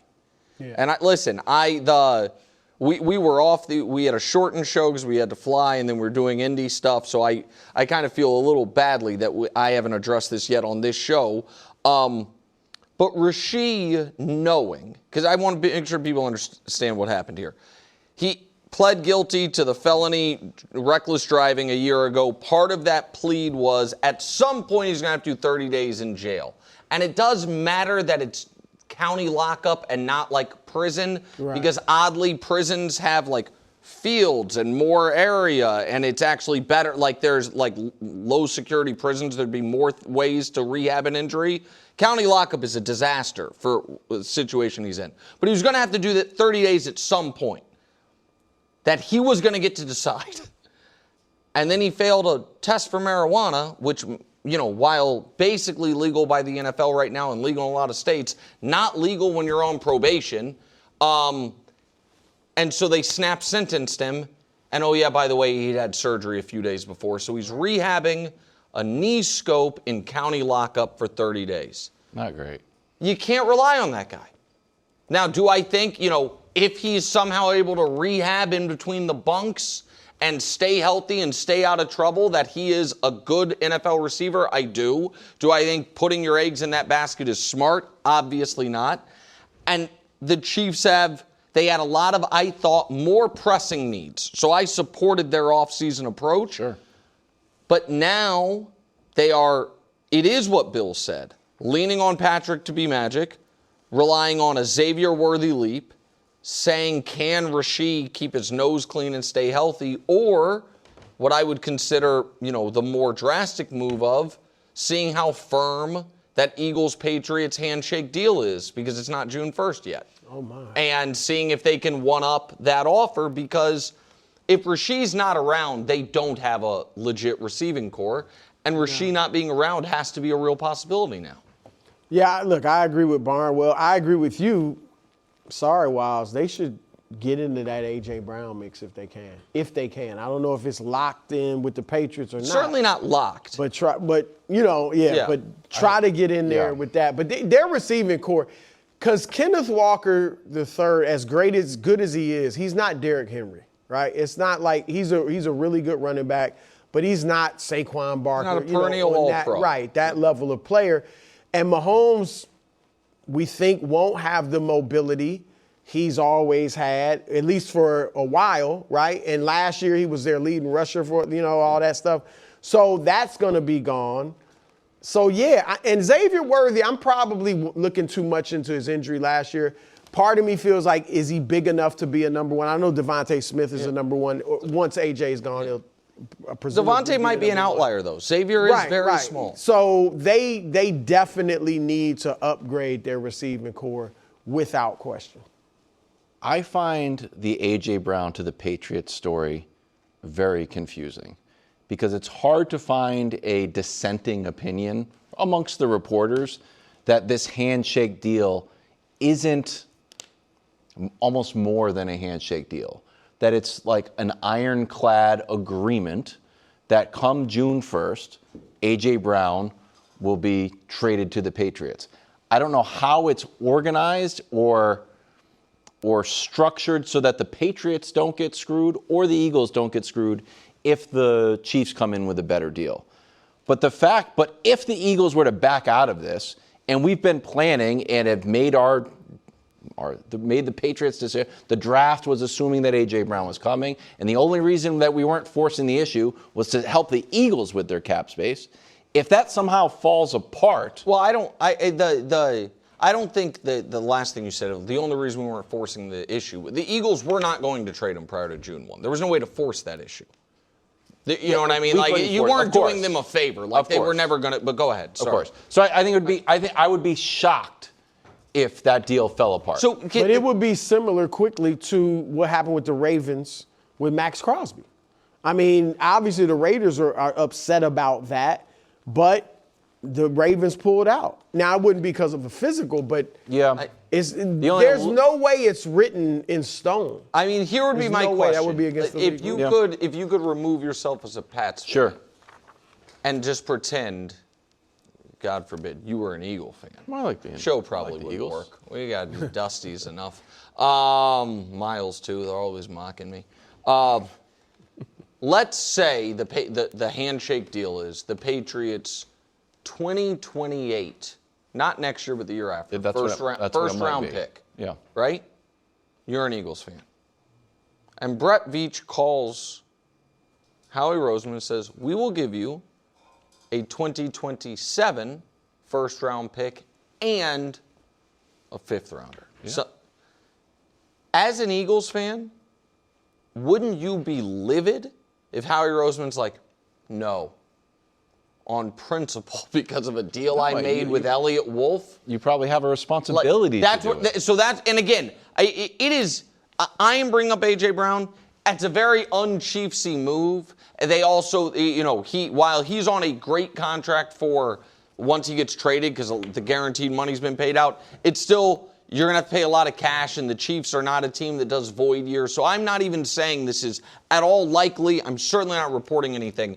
It's a thought exercise of if I were running the team, what I would be looking into, and then a question of, can you shake up a deal that's not done yet between two other teams? Yeah, it's really strange. And if, by the way, if not, and it does go through, then I wonder if the Chiefs call up Stephon Diggs. Like, I do wonder if they feel like they have to add someone. Now, again, the wide receivers who are available, the Chiefs already have, let's call it a mercurial wide receiver room as far as personalities. And the fact that it's like Tyreek Hill or Stephon Diggs as the potential veteran leader coming in to show these young guys how to be pros, I don't know how I feel about any of that. You guys are in a tricky spot. Yeah, luckily we got the best quarterback alive, Kenneth Walker, and defense going to be awesome again. So Caleb Williams had some of the most stunning throws in the NFL last year. Bears QB coach JT Barrett, though, wants to pump the brakes on some of the highlights. Headline from the Chicago Sun-Times, Bears coaches have a simple message to Caleb Williams this offseason: do less. We can't be efficient and take what the defense is giving, or we can be, I'm sorry. You don't necessarily have to put the cape on and make those crazy plays because you were already killing them in the first 3 quarters. Do you agree with this advice? Yeah, I think it's the perfect advice. I think it's perfect for the second year under Ben Johnson. Last year, it was about let's get better and quicker in the huddle. Let's manage, for Caleb, let's manage the line of scrimmage better. Let's get rid of the sacks in general, but particularly the bad sacks. And he went from 68 as a rookie to just 24 last year. Remarkable. This year, it'll be about, I think, accuracy, up in the completion percentage through check downs, things like that, managing the game better. Like, I just think the progression, this is the second step of that progression. You want him to keep the cake, though, for when you need to put it on. Like last year, they would have 6 fourth quarter wins. Yeah, final 2 minutes. Yep. Right, and then one in the playoffs. So you want him to have that ability when you need it, but yes, you want to manage the game better and make it easier throughout the 4 quarters so you're not always having to come back. So I think, listen, he should be more accurate. And there should be less dirt balls and less like, where was that? I think that should be better. I also think completion percentage is one of the most meaningless stats in the NFL, and I think I finally realized why KW loves it so much. I like completing the ball. So, but but we all agree a completed pass that goes for 0 yards is the same as an incomplete pass, unless you're trying to, unless there's a clock situation. That what really matters, there is an element of, for some quarterbacks, I'm a 3-point shooter versus a guy that only shoots at the rim. I'm going to have a lower percentage, but I'm going to create more points. Sure. And so Caleb, takes a lot of deep threes, so to speak. He also misses some layups, which is where I think it needs to come up. But a quarterback who plays similar stylistically to Caleb is Matt Stafford, where you are going to have a lot of. Now he's a better player. He complete what, 65%? Well, here's Stafford. His last 3 years with the Rams, where he ranked in completion percentage. 62.5 3 years ago for 25th, 19th, 17th. The flip side to this graphic is, and don't show it yet, Dust. Okay, it's there. Here's who's led in completion percentage. So Wilds, I think, loves it because Drake May did it. But that is not a list of amazing quarterbacks. It's a list, and I think Drake May is an excellent quarterback. But the guys prior to him, you know what it was? For most of them, risk averse, low upside. That was the path to these super high completion percentages. The only great quarterbacks of the last 15 or so years that are always at the top of this are Burrow and Breeze, who are, again, quarterbacks that actually did have some physical limitations and their accuracy was their biggest strength. I just don't think gaudy completion percentage goes hand in hand with excellent quarterback play. No, would you like it at least 63? Yes, that's what I'm saying. He was at 62 as a rookie, right? Yeah, and he was at 58 last year. Yeah, but he wasn't 17th. He's down in like the he was below 32. Yeah. No, last year it was the biggest, but 58's too low. It must get better, which is what I was saying. I just don't think, I think he could win league MVP completing 63% of his passes. Yeah, good. You know what? And so that's he the doesn't point. throw a lot of picks, which is great. And he has the upside stuff. So that's that would be my argument. Gotta go. I didn't even use my Caleb graphics. Just put them in my back pocket. keep them for another day. What does getting swept mean for the Cavs? Oh my. You may think you know McDonald's drinks, but you don't know them like this. From fruity refreshers like the Strawberry Watermelon Refresher and the Mango Pineapple Refresher with popping boba, to crafted sodas like the Sprite Berry Blast with berry-flavored Sprite topped with cold foam. Who knew ice-cold drinks could be so fire? 6 all-new drinks are here. Try them all, now at McDonald's. Refreshers contain caffeine. Welcome back to the show. I got bad news if you're from Cleveland and you're always yelling the land and got a little button and everything. Knicks are up 3-0, haven't lost in over a month. What would being swept mean for the Cavs, bro? Look, and I do think I was wrong. I said Knicks in 5. Now I'm saying Knicks in 4. It looks like it. All right, I do think they close them out tonight. The perfect fit for the Cavs would be LeBron. Bringing him back. Now, that would mean I don't know what type of deal they have with James Harden, what type of wink handshake deal, whatever they have with him. Not as strong as the A.J. Brown deal. He has a player option, though, for $42 million. Mm-hmm. If I were him, I'm sure his agent will try to see if he can get something else out there. But I don't know if he's going to get more than $42 million. Certainly he won't for 1 year. And so he may just not opt out. But if I could get LeBron, the thing is, I think they'd have to give him just the minimum, $3.6 million. Like, No way. They won't have the money. And Will they have the mid-level? I'm not quite sure. I think they might be able to get more than the minimum, but not much. Not it's not going to be a lot of money. Yeah. So, but that would be perfect. They need a leader. They need somebody who knows how to win. Obviously, there's certain draws for him. You know, the storyline is his hometown, all that. But he would be perfect. He'd be just what the doctor ordered. They'd have a chance to win the East. This certainly wouldn't be a guarantee.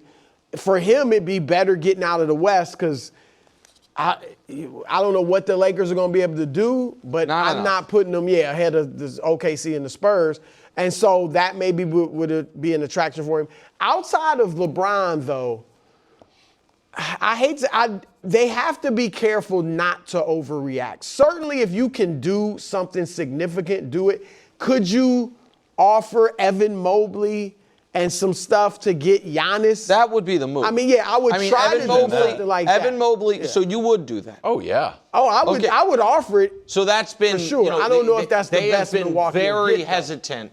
Oh, I would do to that. Put Evan Mobley as an available piece. Because Giannis and Donovan would make you. It's just Giannis is 7 years older than Evan Mobley. Man, I'm not running the team. Let's live our lives for today. I'm not running the team. I'm just telling you what has been the case.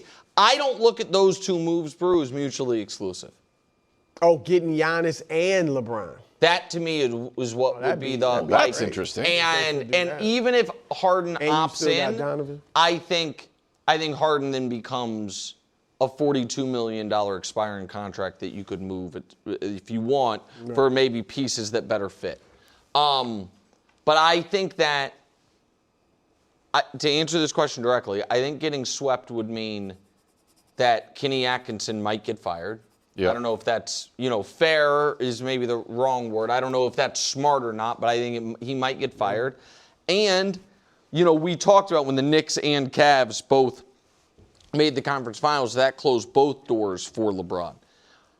I think the Knicks door is now closed. I think it does even if they lose in the finals.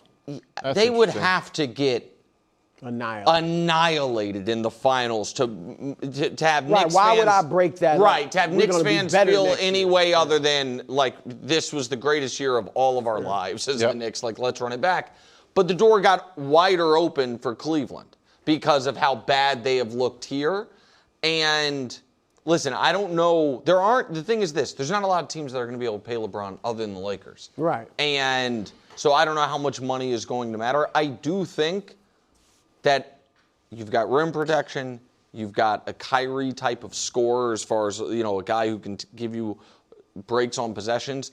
It is a great fit for LeBron, and that is even without discussing Giannis's potential addition there. They need to remember, though, quickly, the Knicks, 2 straight years bounced in the second round, then bounced in the conference finals. Now they're about to get to the finals. They didn't get swept last year, but they got beat by an Indiana team that wasn't supposed to beat them.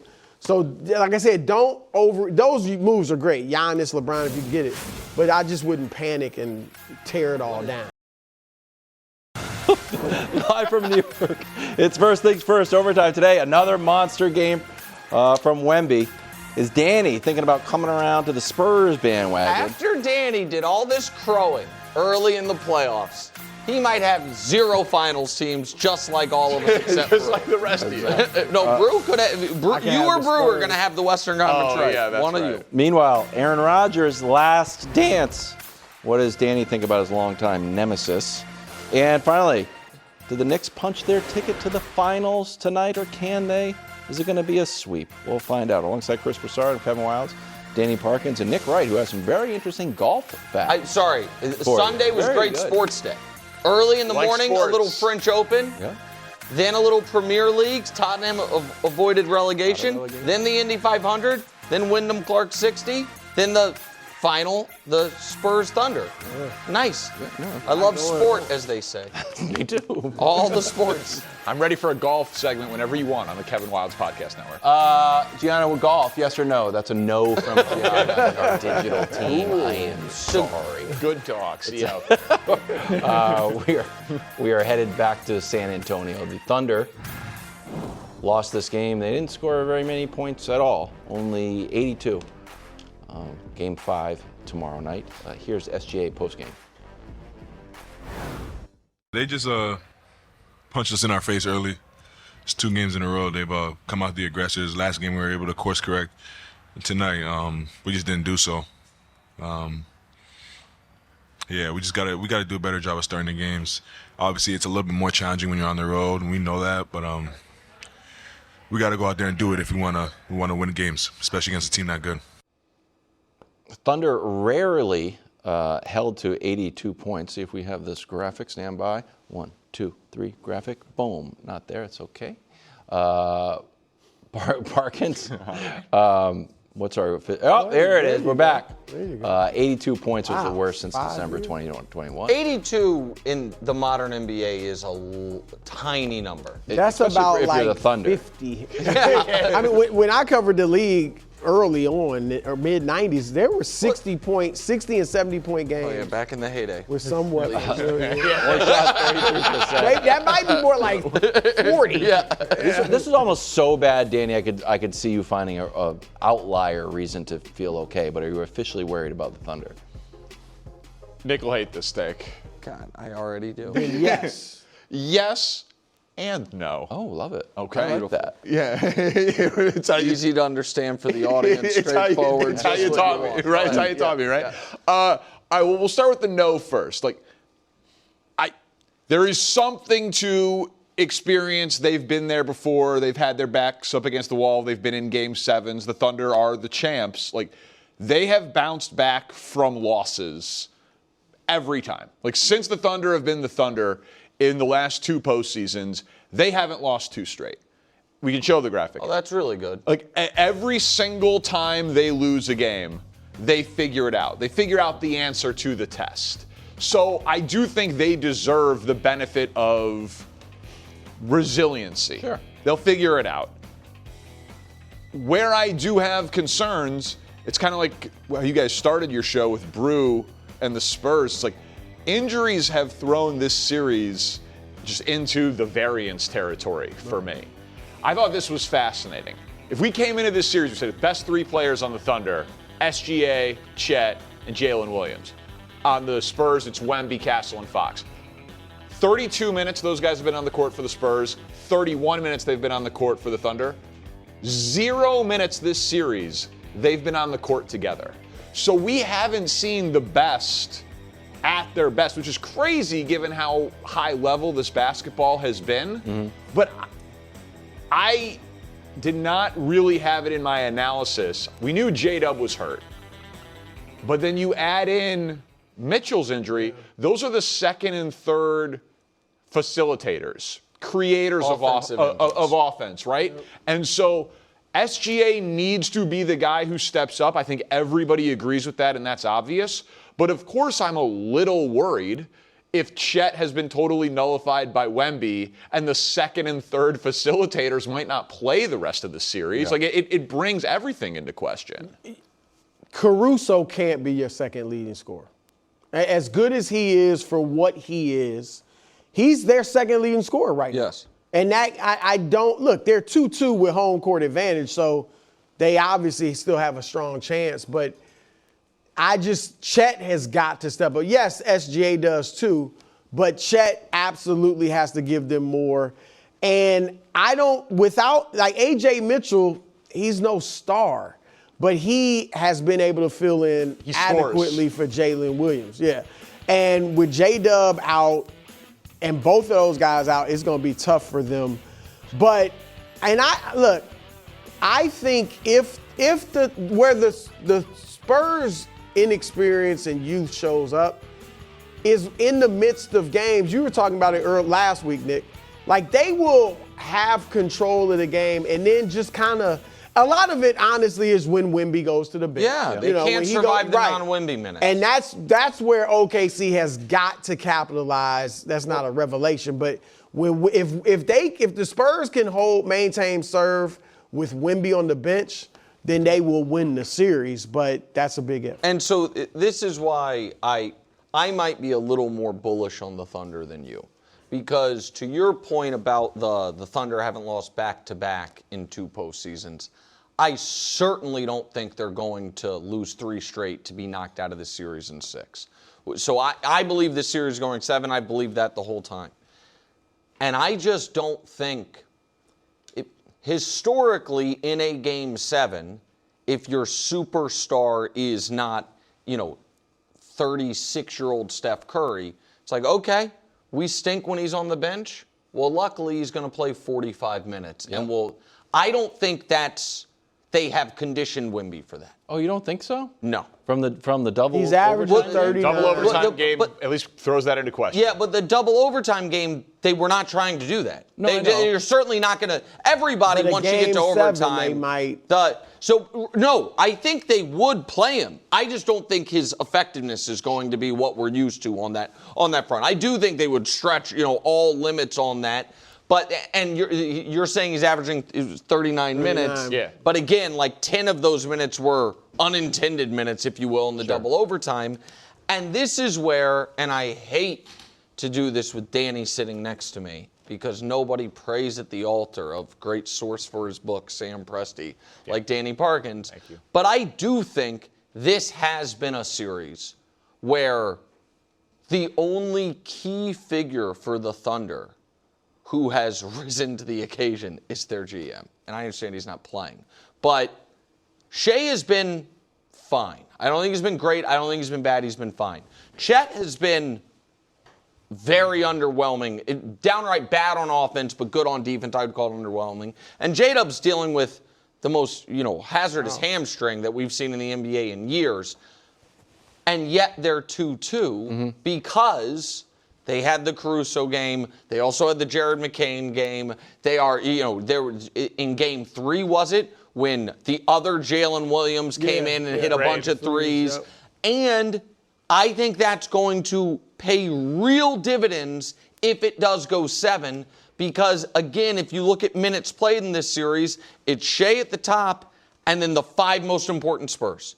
And so all of the other guys are going to be a little fresher as it goes every other day. So I understand the concern about J-Dub and A.J. Mitchell's injuries, and it seemed like the Thunder were somewhat impervious to the injury bug because they were so deep. It's just that the guy who had been replacing J-Dub was A.J. Mitchell. They'd have been better off with J-Dub and Dort being out, because then it's like, okay, Case and Wallace, you fill in there rather than those same 2 guys. But I still think the Thunder are in control of the series. Okay. And I think the most impressive stretch of basketball in this series was Game 3, down 15-0, and then outscoring the Spurs by 30 in the final 40 minutes or 42 minutes of that game in San Antonio to steal home court advantage back. Danny, we were low-key dissing you earlier in the show. Shocking. Sorry. About what? That's okay. About SGA just being fine. So if you're the back-to-back MVP, I would downgrade fine to. Well, when you look at the shooting percentage, especially. 30, do you feel like look at Jordan's accomplishments and Shea's accomplishments? Do you feel like that? I don't want to say narrative, but do you still feel good about those graphics? He wins this series, they win the title, he's finals MVP, and it's all still on track. For what? On track for what? For just back-to-back champion, finals MVP, arguably best guard, not named Steph Curry since Michael Jordan. Yeah. Right. On paper, all of those the accomplishments will be there. The resume is hot, but and everybody's not watching all the games. Everybody's not studying it like we are. No, when you study him compared to some of those other guys, Kobe, there's stuff running around about Kobe and him, pump fakes and all that. It's just, I wonder if you got to stop for his own good, for his own legacy. Stop falling. Yeah. Brew now hates it. I'm saying, everybody is. I don't even mind trying to draw fouls. Falling when you aren't touched is ridiculous. And it puts your team in a disadvantage because now they're running back, on offense. It doesn't usually put them in disadvantage because nobody's running anywhere because you're walking to the free throw line. He's a great player. But there is. So here's. Can we stay here for an extra minute? You not with me? I think you're going a little bit too far in the other direction. Well, But I'm not saying he's not great. I'm just saying stop falling when there's no reason to fall. But here's I think Danny's Jordan SGA graphics were attempts at no opinion, just like, hey, here are the facts about accomplishments. Yes. Yeah, of course. So I'm not saying he's and most likely not Kobe either. Right? So 5 titles. So set that aside. Any of those things. The question that I genuinely have, and this isn't, I don't know what your answer is going to be. Have you been disappointed? Yeah, that's right. And I think that's what you're getting at, that he is the 2-time MVP veteran with experience. Yeah, we wouldn't be like, Horace Grant needs to step and up. it doesn't, it feels, gosh, people are going to get mad at me on this. It feels closer right now, as far as ability to impose will, to 2-time MVP Steve Nash than it does all the other back-to-back MVPs that we've talked about. There's not a lot of They obviously do it differently. Man. I mean, the assist numbers are up from Shea. He's had a little bit of cold shooting. The Thunder are great defensively. They have this 7'5" guy there. The other offensive players aren't out there. I still think he has such a huge body of work that I'm not thinking that he's going to have duds the rest of the series. Like, I think he will. They could lose, but I will be very surppoint if he goes out with a whimper. The rest of the rest. I will be very surprised if there's another another 7 of 23 shooting game. I will be very surprised. Okay, that's what I was getting at. Okay, so you do have confidence that he's going to play up to his accolades the rest of the series. Two of 3 because I'm a little anxious about it. Personally, I'm a little anxious. They're defending him, and Castle, individually, guys are defending him. And to the ref's credit, he's not getting all the calls. All right, Knicks are up 3-0. Wow. But they shouldn't be when you crunch the numbers. Yeah. Coach Kenny Atkinson, Danny, a guy after your own heart, has some cool stats that'll make you think that's a low blow to stats. Cavs are actually winning this series. Take a listen. I think analytically, I think we've won the I said 3 out of 3. We're 2 out of 3 in the expected. I don't know if you guys follow that. There's an expected score, and we won 2 out of 3. And I know you're looking confused, but I'm not. There is really, if you believe in process and all that, take that layer. General public, no one wants to hear it. Everyone's outcome based, and sure, I get that too. Danny, you love this. You love it. You agreed with this. You were texting him like, man, can you do it for Herbert next? That is so unfair. You're speaking my language. It's okay to think this. It's not okay to say it. You can't not publicly. Say it to your team in the film room. Yeah, the analytics guy can say it to the head coach. Yeah. The GM can say it in the scouting report. We're not changing the game plan. We're getting the shots we want. We expect them to start falling. We've taken more than 30 more 3-point attempts over 3 games than the other team. That leads to expected points scored. We like our shot selection. They're going to start falling. It's going to be okay. That is a totally reasonable, strategic, internal opinion to have if you're the Cavs. The problem is Mr. Kenny Participation Trophy Atkinson over there said it publicly, and it's ridiculous. And if Tibbs could get fired after going to Game 6 of the conference finals last year, and this guy's about to have on his resume one of the worst Eastern Conference Finals losses ever in Game 1, up 22 with 8 minutes to go, and he forgot that timeouts existed. I love it. And then in Game 3, let's be honest, I wasn't in the NBA, wasn't even really good at my high school situation, but kind of looked like they quit. Down that. Well, just that last possession was certain the one we played earlier. They're getting blitzed in the fourth quarter of all of these games. It looks like they threw in the towel at the end of it. Think about how bad it would be. This one's rough. Darius Garland. This one. Now, Danny, they had 3 guys in the paint to 2 compared for the Knicks. Right. That's probably a bad shot. Expected-wise, bad shot. It's just so casual. And it's a 2. Right. It's Lucky a 2. Kick it out. And you say it before game 4, and they're gonna get blown out. Oh, so you're just dead. They're done. Absolutely. I'm taking everything I bet on the Cavs to win the East, doubling it on the Knicks to cover in game 4. What's the line? That is a risky gambling strategy, my friend. They are done. So, here's the other thing, we haven't even mentioned it, and I haven't looked at the shot quality numbers, but I trust him. Sure.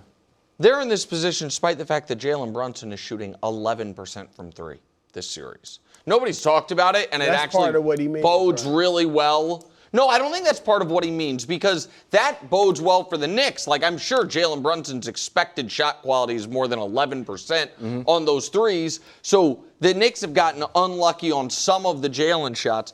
But listen, we can't allow the Cavs champion of the national media Big Four off this easy. Yeah, please. Because here's something that's, while everyone's been focused on Kenny Atkinson, and this dates back to their victorious Game 7 against Detroit, which is shockingly, it does look like James Harden's run out of gas, which is to stop some of this bleeding. This is last 4 games, second halves. Wow. Is one of 15 good? Well, I mean, I don't know what the expected shot quality was. Yeah, some of them He's were another guy, Brew, that's fallen down. The 25% from the field, 5.5 points per game. Can't believe so how fast I just do have to ask before we move on. Go ahead. Do you still feel so strongly and fervently that he was an upgrade over Darius Garland? Which is what made you pick the Cavs. It was him and Keon Ellis, I think, you threw in at the end, who's made a ton of impact this series. Don't back down. He was a DNP. We're one game away from game 5 Harden. Should have played him when Brunson was switching on to Harden every time. I would have remembered that he was on the team. It was a miscalculation on my part. Honestly, I still would not want to give Darius Garland the 3-year, $178 million contract he's going to need with his bad toes. So I understand the trade there. I do think that this team looks like they could use LeBron James. Yeah, Danny will be so mad at the Cavs because he wants Giannis to stay with Milwaukee. If the team that breaks up Giannis and Milwaukee. That would upset me a great deal. I don't think they're going to do the Evan Mobley for Giannis. You wouldn't do that if you're Cleveland? I mean, you trade Garland for Harden and then Mobley for Giannis. You just got old. You got pretty old pretty fast. I think Donovan Mitchell's much more likely to get traded. Interesting. Oh, then what would they do in the backcourt? I mean, trade him you for have somebody? to you have to find younger scoring guards. Like, See, he has said he's wanted to be there, but he's 4 for 270, or if you Donovan wants to be there. That's what he's said up until this point, or 5 for 350 next year. I don't know. Yeah, I'm not necessarily extending him. Well, then you have to. I mean, he's locked up for next year. Yeah, but so I just. And then he's got, what is it, team player option after that? That he would, that he would decline. I'm not saying I wouldn't extend him eventually. I don't know if I do it now. Look, they have to be careful not to panic. I would trade Mobley for Giannis. But again, the Knicks twice in the conference finals, then get bounced, or twice in the second round, then get bounced in the conference finals. Now they're about to go to the finals. They didn't get swept, but still, the Cavs, I wouldn't panic. They're still a good team. They're just not a great team. I also think, just very quickly before we move on, and credit to Michael Pina, who I think was making a point similar to this in his article in The Ringer today, in different words. But we're talking about them getting Giannis or LeBron, and all that obviously would be great. But you know who this Cavs team could really use? Their Josh Hart. Their 5th starter that is not going to be a net massive negative on one side of the ball or the other. Because it's like Dean Wade's in there, he has no offense. Or you put in Strus in there and he has no defense. And so you have these 4, high-paid, supposed to be stars. But then, there you go. But then you have this just gaping hole on one of that they haven't been able to fill at any point. And that's been a part of it. Donovan hasn't been good enough. Harden's obviously not been good enough. Josh Hart's a unique player, though. No, but I'm not saying it has. Josh Hart is a unique player, but there are guys who can fill that role better than they have 4 starters. It may or may not be a big 4, but they only have 4 starting caliber players on their roster. That's a problem. Okay, Danny. It was a fun ride. The Cavs might win though. Don't win what? They could win this game. Harden feels no pressure, goes out.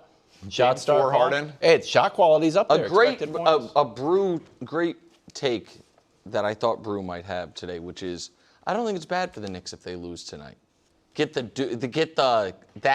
due for a loss. Get it out of your system before the finals. You got to go back to New York anyway. Oh, the place get locked back in. You won't have 10 days off before the finals, just a week. Like it wouldn't be the worst thing. Be at the Garden the when best you thing clinch would the be finals. To wax them by 30 again. Yeah. Well, I already put my bet in on the Knicks. So I probably locked up the Cavs. Coming up next, does Caleb need to do less?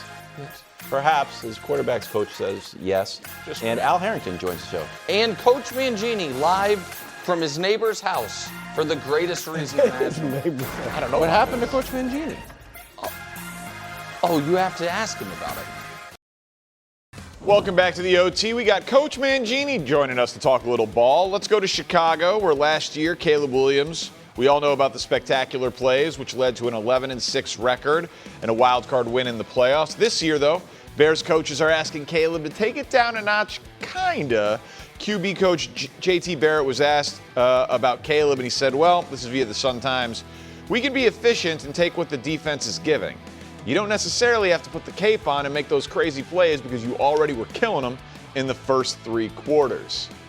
Coach, good to see you. Do you believe that this is good advice? I obviously have strong thoughts on this. Is this good advice for Caleb Williams? I think this is great advice for Caleb Williams, and it's completely understandable why he's saying this. And it's also understandable why Caleb has had some of the problems that he's had. Throughout his college career, he had to wear a cape. He had to make spectacular plays. And when you're as gifted as he is, and you're able to produce the type of unbelievable things that he's able to produce, especially in college, you assume that's all going to translate into the NFL. And it's a blessing and a curse as you come into the NFL because things close quicker, guys are faster, coverages are different, so you default to what you know, and it sometimes takes away some answers that maybe take a little bit of a learning curve to get to, but are really good answers. So I think this is sound advice, and I hope he takes it. And I think he will. Like, I think everybody agrees Caleb needs to hit the layups, right? We talked many times last year, and I would be like, how can the guy who can make the throw to Cole Kmet that we're sitting right here, how can he make that throw, but he misses, the 5-yard out, the dump off in the flat, right? And so I think that is all totally fair, and it's fine advice. The one thing I will say is it's probably been my biggest disagreement with Ben Johnson since he took the job is when he put out that 70% threshold for Caleb as a goal. I don't need him to do that. Like I want him to still be a big game hunter. I want him to still go for the throat. It's okay to me if you're getting deep completions, completion percentage over expected, EPA per dropback. Like there are better ways to measure a quarterback than straight dink and dunk completion percentage. And I wanted to show you this. Like in the first 3 quarters, Caleb was below average. And then everyone knows about the 4th quarter heroics. And this isn't at all about completion percentage, though it's obviously tied a little bit to passer rating. But he clearly had top 10 quarterback in the league in him for stretches last year. And so if we saw that massive year 1 to year 2 improvement, the sack rate went down, the wins went up, the big plays went up, he doesn't turn the ball over. I don't have any doubt, Coach, that he can do this, that he can hit the layups. And I'm kind of surprised that people still talk about Caleb in some doubts, as if somehow that completion percentage isn't going to rise as he continues to master the speed of the NFL and Ben Johnson's offense. Yeah, I don't think it's just about hitting the layups. Hitting the layups will go a long way, but they're also saying don't vacate the pocket early, and he did a better job with that. And And we talk about sacks so many times as being just an offensive line stat, but it's really an offensive line and quarterback stat. And the team collectively has gotten better. The offensive line, I think, has made strides. And it's important that they know where he is and that they know where he's setting up in the pocket, and that the receivers have a chance to do what they're supposed to do. So it's not just allowing him to play more efficiently, it's allowing everybody to play more efficiently. And you know, we've said this, or I've said this a bunch of times, you see a lot of good young running quarterbacks, but not a lot of good old ones. And this time in his career, if he can continue to develop mentally and understanding coverages and all the things that Tom Brady and Peyton Manning were forced to do because they couldn't do what Caleb can do, that's going to go a long way when he does put the cape on and makes those unbelievable plays. Yeah, and one thing I know people will say, well, you don't want him to lose that superhero ability. I'm not concerned about that at all. Like, Ben Johnson is an aggressive coach. He wants to go for it on fourth down. He loves the trick plays. He's dialing it up. Like, I am not at all concerned that Caleb Williams is going to come out and just be like super conservative. That I know for a fact is not what Ben Johnson is talking about here. Just raise that completion percentage and certainly hit some more layups. But let's move on to Pittsburgh, where shockingly we have a little bit more Aaron Rodgers news, who announced at a presser, he was asked a direct question, and he gave a direct answer about his plans for the end of the 2026 season. Take a listen. I thought that that was probably it for me in Pittsburgh, but when the decision was made to hire Mike, I started opening my mind back up to coming back. Two more. Aaron, do you believe that this could be your last year? Do you even think of that right now? Yes. As in your last year? This is it, yeah. All right, I'm kind of surprised that he's not gonna drag this out in any way if we are going to take him at his word. So let's just, for the purposes of this conversation, operate as if Aaron Rodgers is telling us the truth. What do you want to see from Aaron Rodgers in his last year, Coach? I think this is as good a situation as Aaron's had since he left Green Bay. Everything is lining up for him, and you've got two new head coaches in the division. And I know his head coach is new, but he's not new to him. If anything, it's the best hire for Aaron Rodgers that he could have possibly had. He knows Mike McCarthy's play calling style. Mike knows Aaron's strengths and weaknesses. They have shared experiences. There's not going to be any drop off. If anything, the offense is going to get better because of the shared experiences that they've had. That's invaluable. And then you factor in that this is his last year. I think he's going to appreciate moments more than he did before. He's offensively, they added Michael Pittman. They drafted a receiver in the second round. They added the big tackle from Arizona State. They've got two good tight ends. That they're in a position to make a lot of noise in that division. I know Broussard hated it. I know that Nick hated it. You know them waiting for Aaron Rodgers, but this was the best decision for Pittsburgh this year, considering alternatives. And I imagine that Aaron has a chance to end his career on a really positive note. Is the only way to define ending it on a positive note, though, snapping that playoff list streak in Pittsburgh? Because it's not like it was that great for Rodgers and McCarthy at the end in Green Bay. Like, Rodgers' best years at the end in Green Bay were with LaFleur. So I guess when I listened to that, I was surprised he was so forthcoming that he was coming back, but I was also like, Mike McCarthy was the reason he came back. It didn't seem like they were on the best of terms at the end of their time in Green Bay. Yeah, they may not have been on the best of terms, and they weren't. And I imagine that Mike McCarthy relocated because Aaron might have wanted him to relocate. But now they're in a totally different situation, and this is probably the last head coaching opportunity for Mike, and this is the last year for Aaron. And they did a ton of good things, and the value of those shared experiences, and the fact that Aaron's not going to have to learn a new offense. Aaron's not going to have to explain the things that he liked offensively to a new head coach and sell him on ideas and sell a new offensive coordinator on the things that he feels are his strengths and weaknesses. All that stuff is known. And it's not only known, it's known on a deeper level than anybody else who could have come in there. So I get why he wanted to come back with Mike. And the fact that they did address things offensively, some major things offensively, to get Pittman to then add help on the offensive line and the receiver group, it's lining up pretty well for him. I'm not as bullish as you, but I will say the league is more interesting with him in it. So this is more interesting than a season of Will Howard quarterbacking the Pittsburgh Steelers. That's not bullish at all. That's about as tepid an endorsement as you can give. Hey, you said things are lining up pretty well for him. Coach, before we go, I want to go to Dallas real quick, where your guy, head coach Brian Schottenheimer, he's selling his house. I hope he's a good real estate agent. Schottenheimer reportedly wants something closer than 30 minutes away from the Cowboys facility. Every second, of course, coach. You know it matters. These coaches are practically sleeping at the facility. Something or nothing. Yeah, it's something good. It's smart. My commute in Cleveland was 30 minutes. Too long? And yeah, look, I know a lot of people have long commutes, and I'm not saying woe is me, but if you have an opportunity to get out of the building and go see your family, to do 30 minutes there and 30 minutes back, it limits those. So for Brian to be able to get closer to the facility and maybe maximize some times where he has a chance to see his family, I think it's a smart move, and I totally get it. And I think it's a positive, not a negative. I certainly don't think it's a negative. Is there anything here that's like he feels like he's got a lot of job security? Selling a house and moving is not an enjoyable experience. He's like, yeah, no, I'm going to be here a while. I was like, oh. It hit my something meter.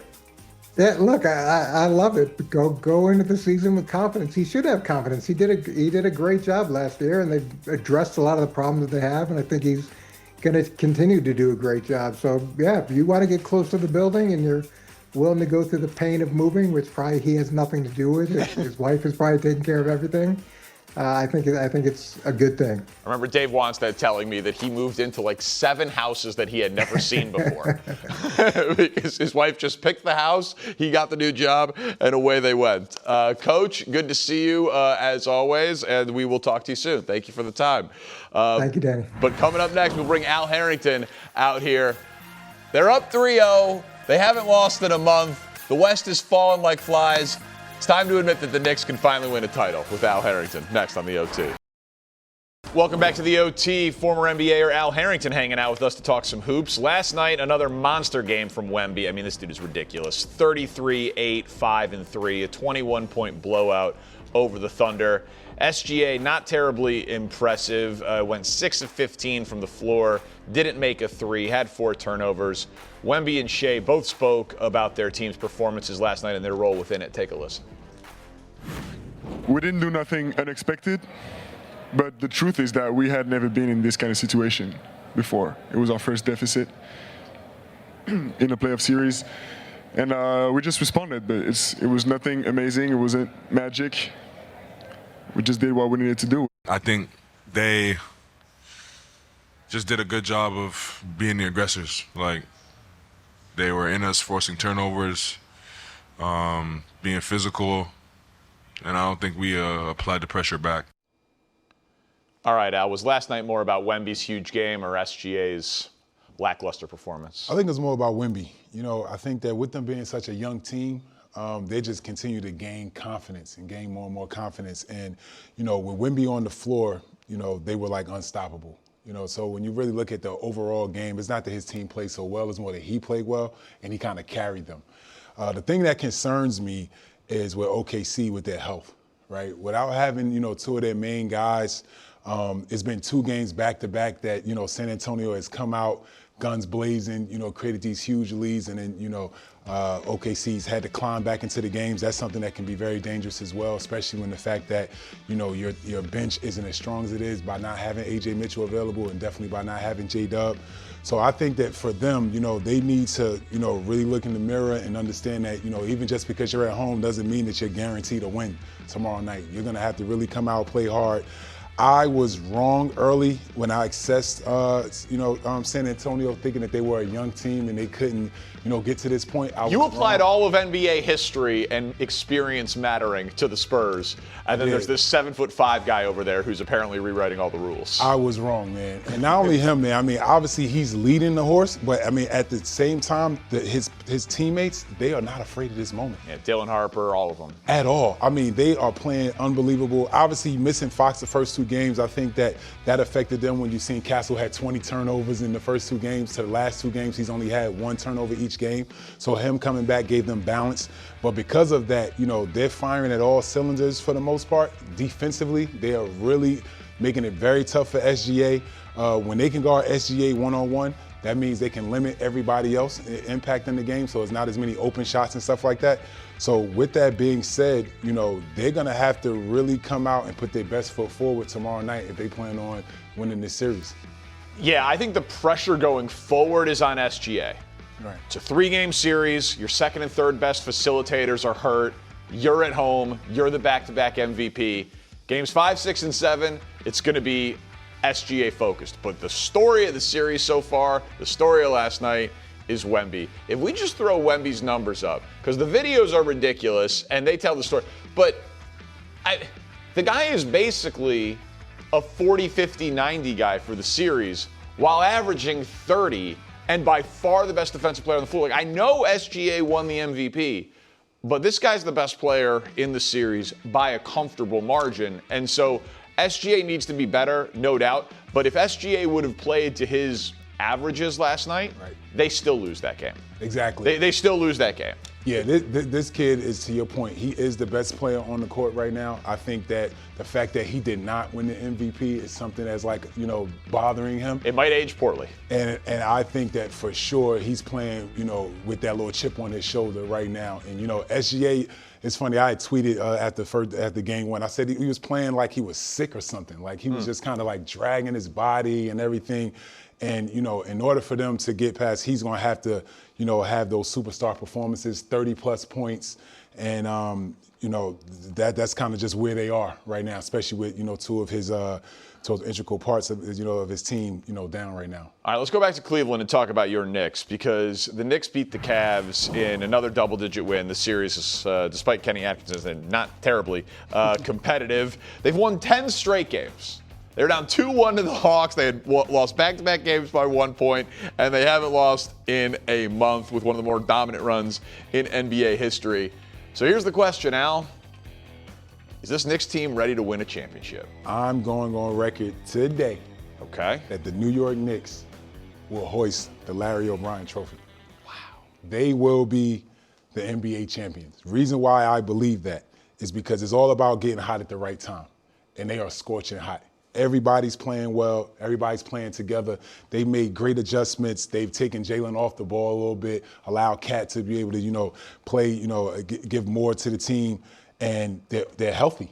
So I believe that healthy. If they actually close this out tonight, which I believe they will, they'll get another 7, 8, 9 days off, and they will go into the finals healthy with a lot of momentum. The good thing about the finals also is that, up until this point, it's all about your bench, right? Because you're playing every other day.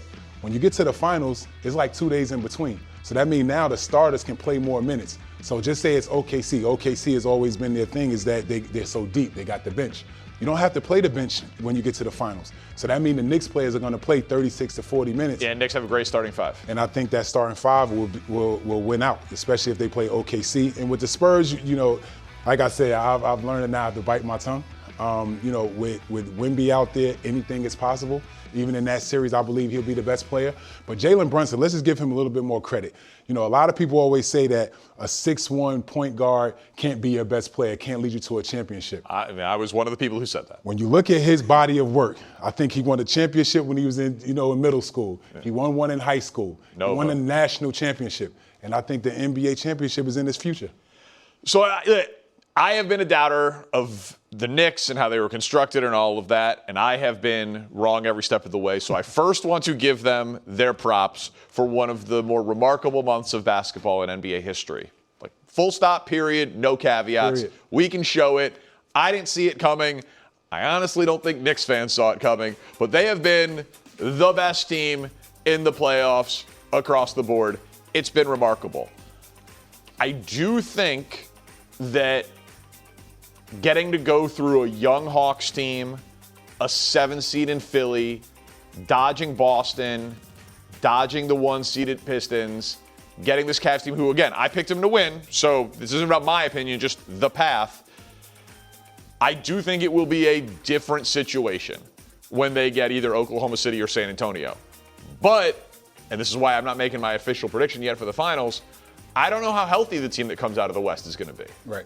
Right? Like, if the Thunder get out of this thing, but Jalen Williams and A.J. Mitchell are done, well then, that's much more of a fair fight. Right. Or if De'Aaron Fox aggravates that ankle, or something, Dylan Harper is clearly, he's playing, but he's clearly limited. Like, I don't know what version the Spurs or the Thunder are going to be there when they meet the Knicks. So if the question is, can they win the title? Yes, they can. Yep. I'm not ready to pick it yet, like you, because I just don't know what the team out of the West is looking like. And to be honest, I probably will pick the team out of the West just because the path that they will have gone through to get there is so much tougher. But I'm not wearing a hat. But hats off, man, to the Knicks. I doubted them every step of the way. They've been playing remarkable basketball. Yeah, definitely. I mean, at the end of the day, they are hot right now. They're the hottest teams. Both of these two teams are playing a very physical series. So to your point, we don't know who's going to come out, what version of which team is going to come out of that series. So, either way, I just feel like with the Knicks, the way they're playing and the fact that they will be healthy, I think it's them. And we are in agreement on this. They're sweeping them. Yeah. The Cavs are. I predict a blowout tonight. Yeah, the Cavs are not looking to get back on that plane. Coming up, though, all NBA teams are out, and Chet Holmgren was on it. We'll discuss how big of a problem his performance has been so far, and if Thunder fans should be worried. Coming up on the O2. So the NBA revealed their All-NBA teams over the weekend. The Thunder had two players make All-NBA, SGA and Chet Holmgren. Both players, obviously amazing regular seasons. This one's been a challenge, though, for Chet. His numbers, points, rebounds, blocks, field goal percentage, three-point percentage, all dropped. Thunder now 2 losses away from elimination. So I want to show you something here, Al, as we ask if you're surprised that he's struggled. I feel like Wemby's his kryptonite. He was awesome this year.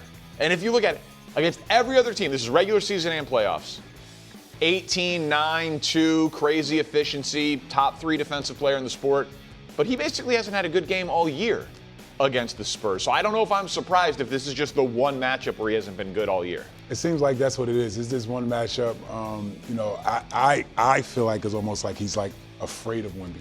Wow. Which is weird. You can say that, I can't. Yeah, I mean, in this, in the playoffs, or especially in this series, the one constant thing that we've been able to hang our hat on from him is on the defensive end, right? He's doing a great job defensively. He's getting after, he's blocking shots. He's definitely a force down there. But offensively, I'm so confused on why he's not playing better, especially in this situation in regards to two major players are out, A.J. Mitchell and J-Dub, and they need him to score.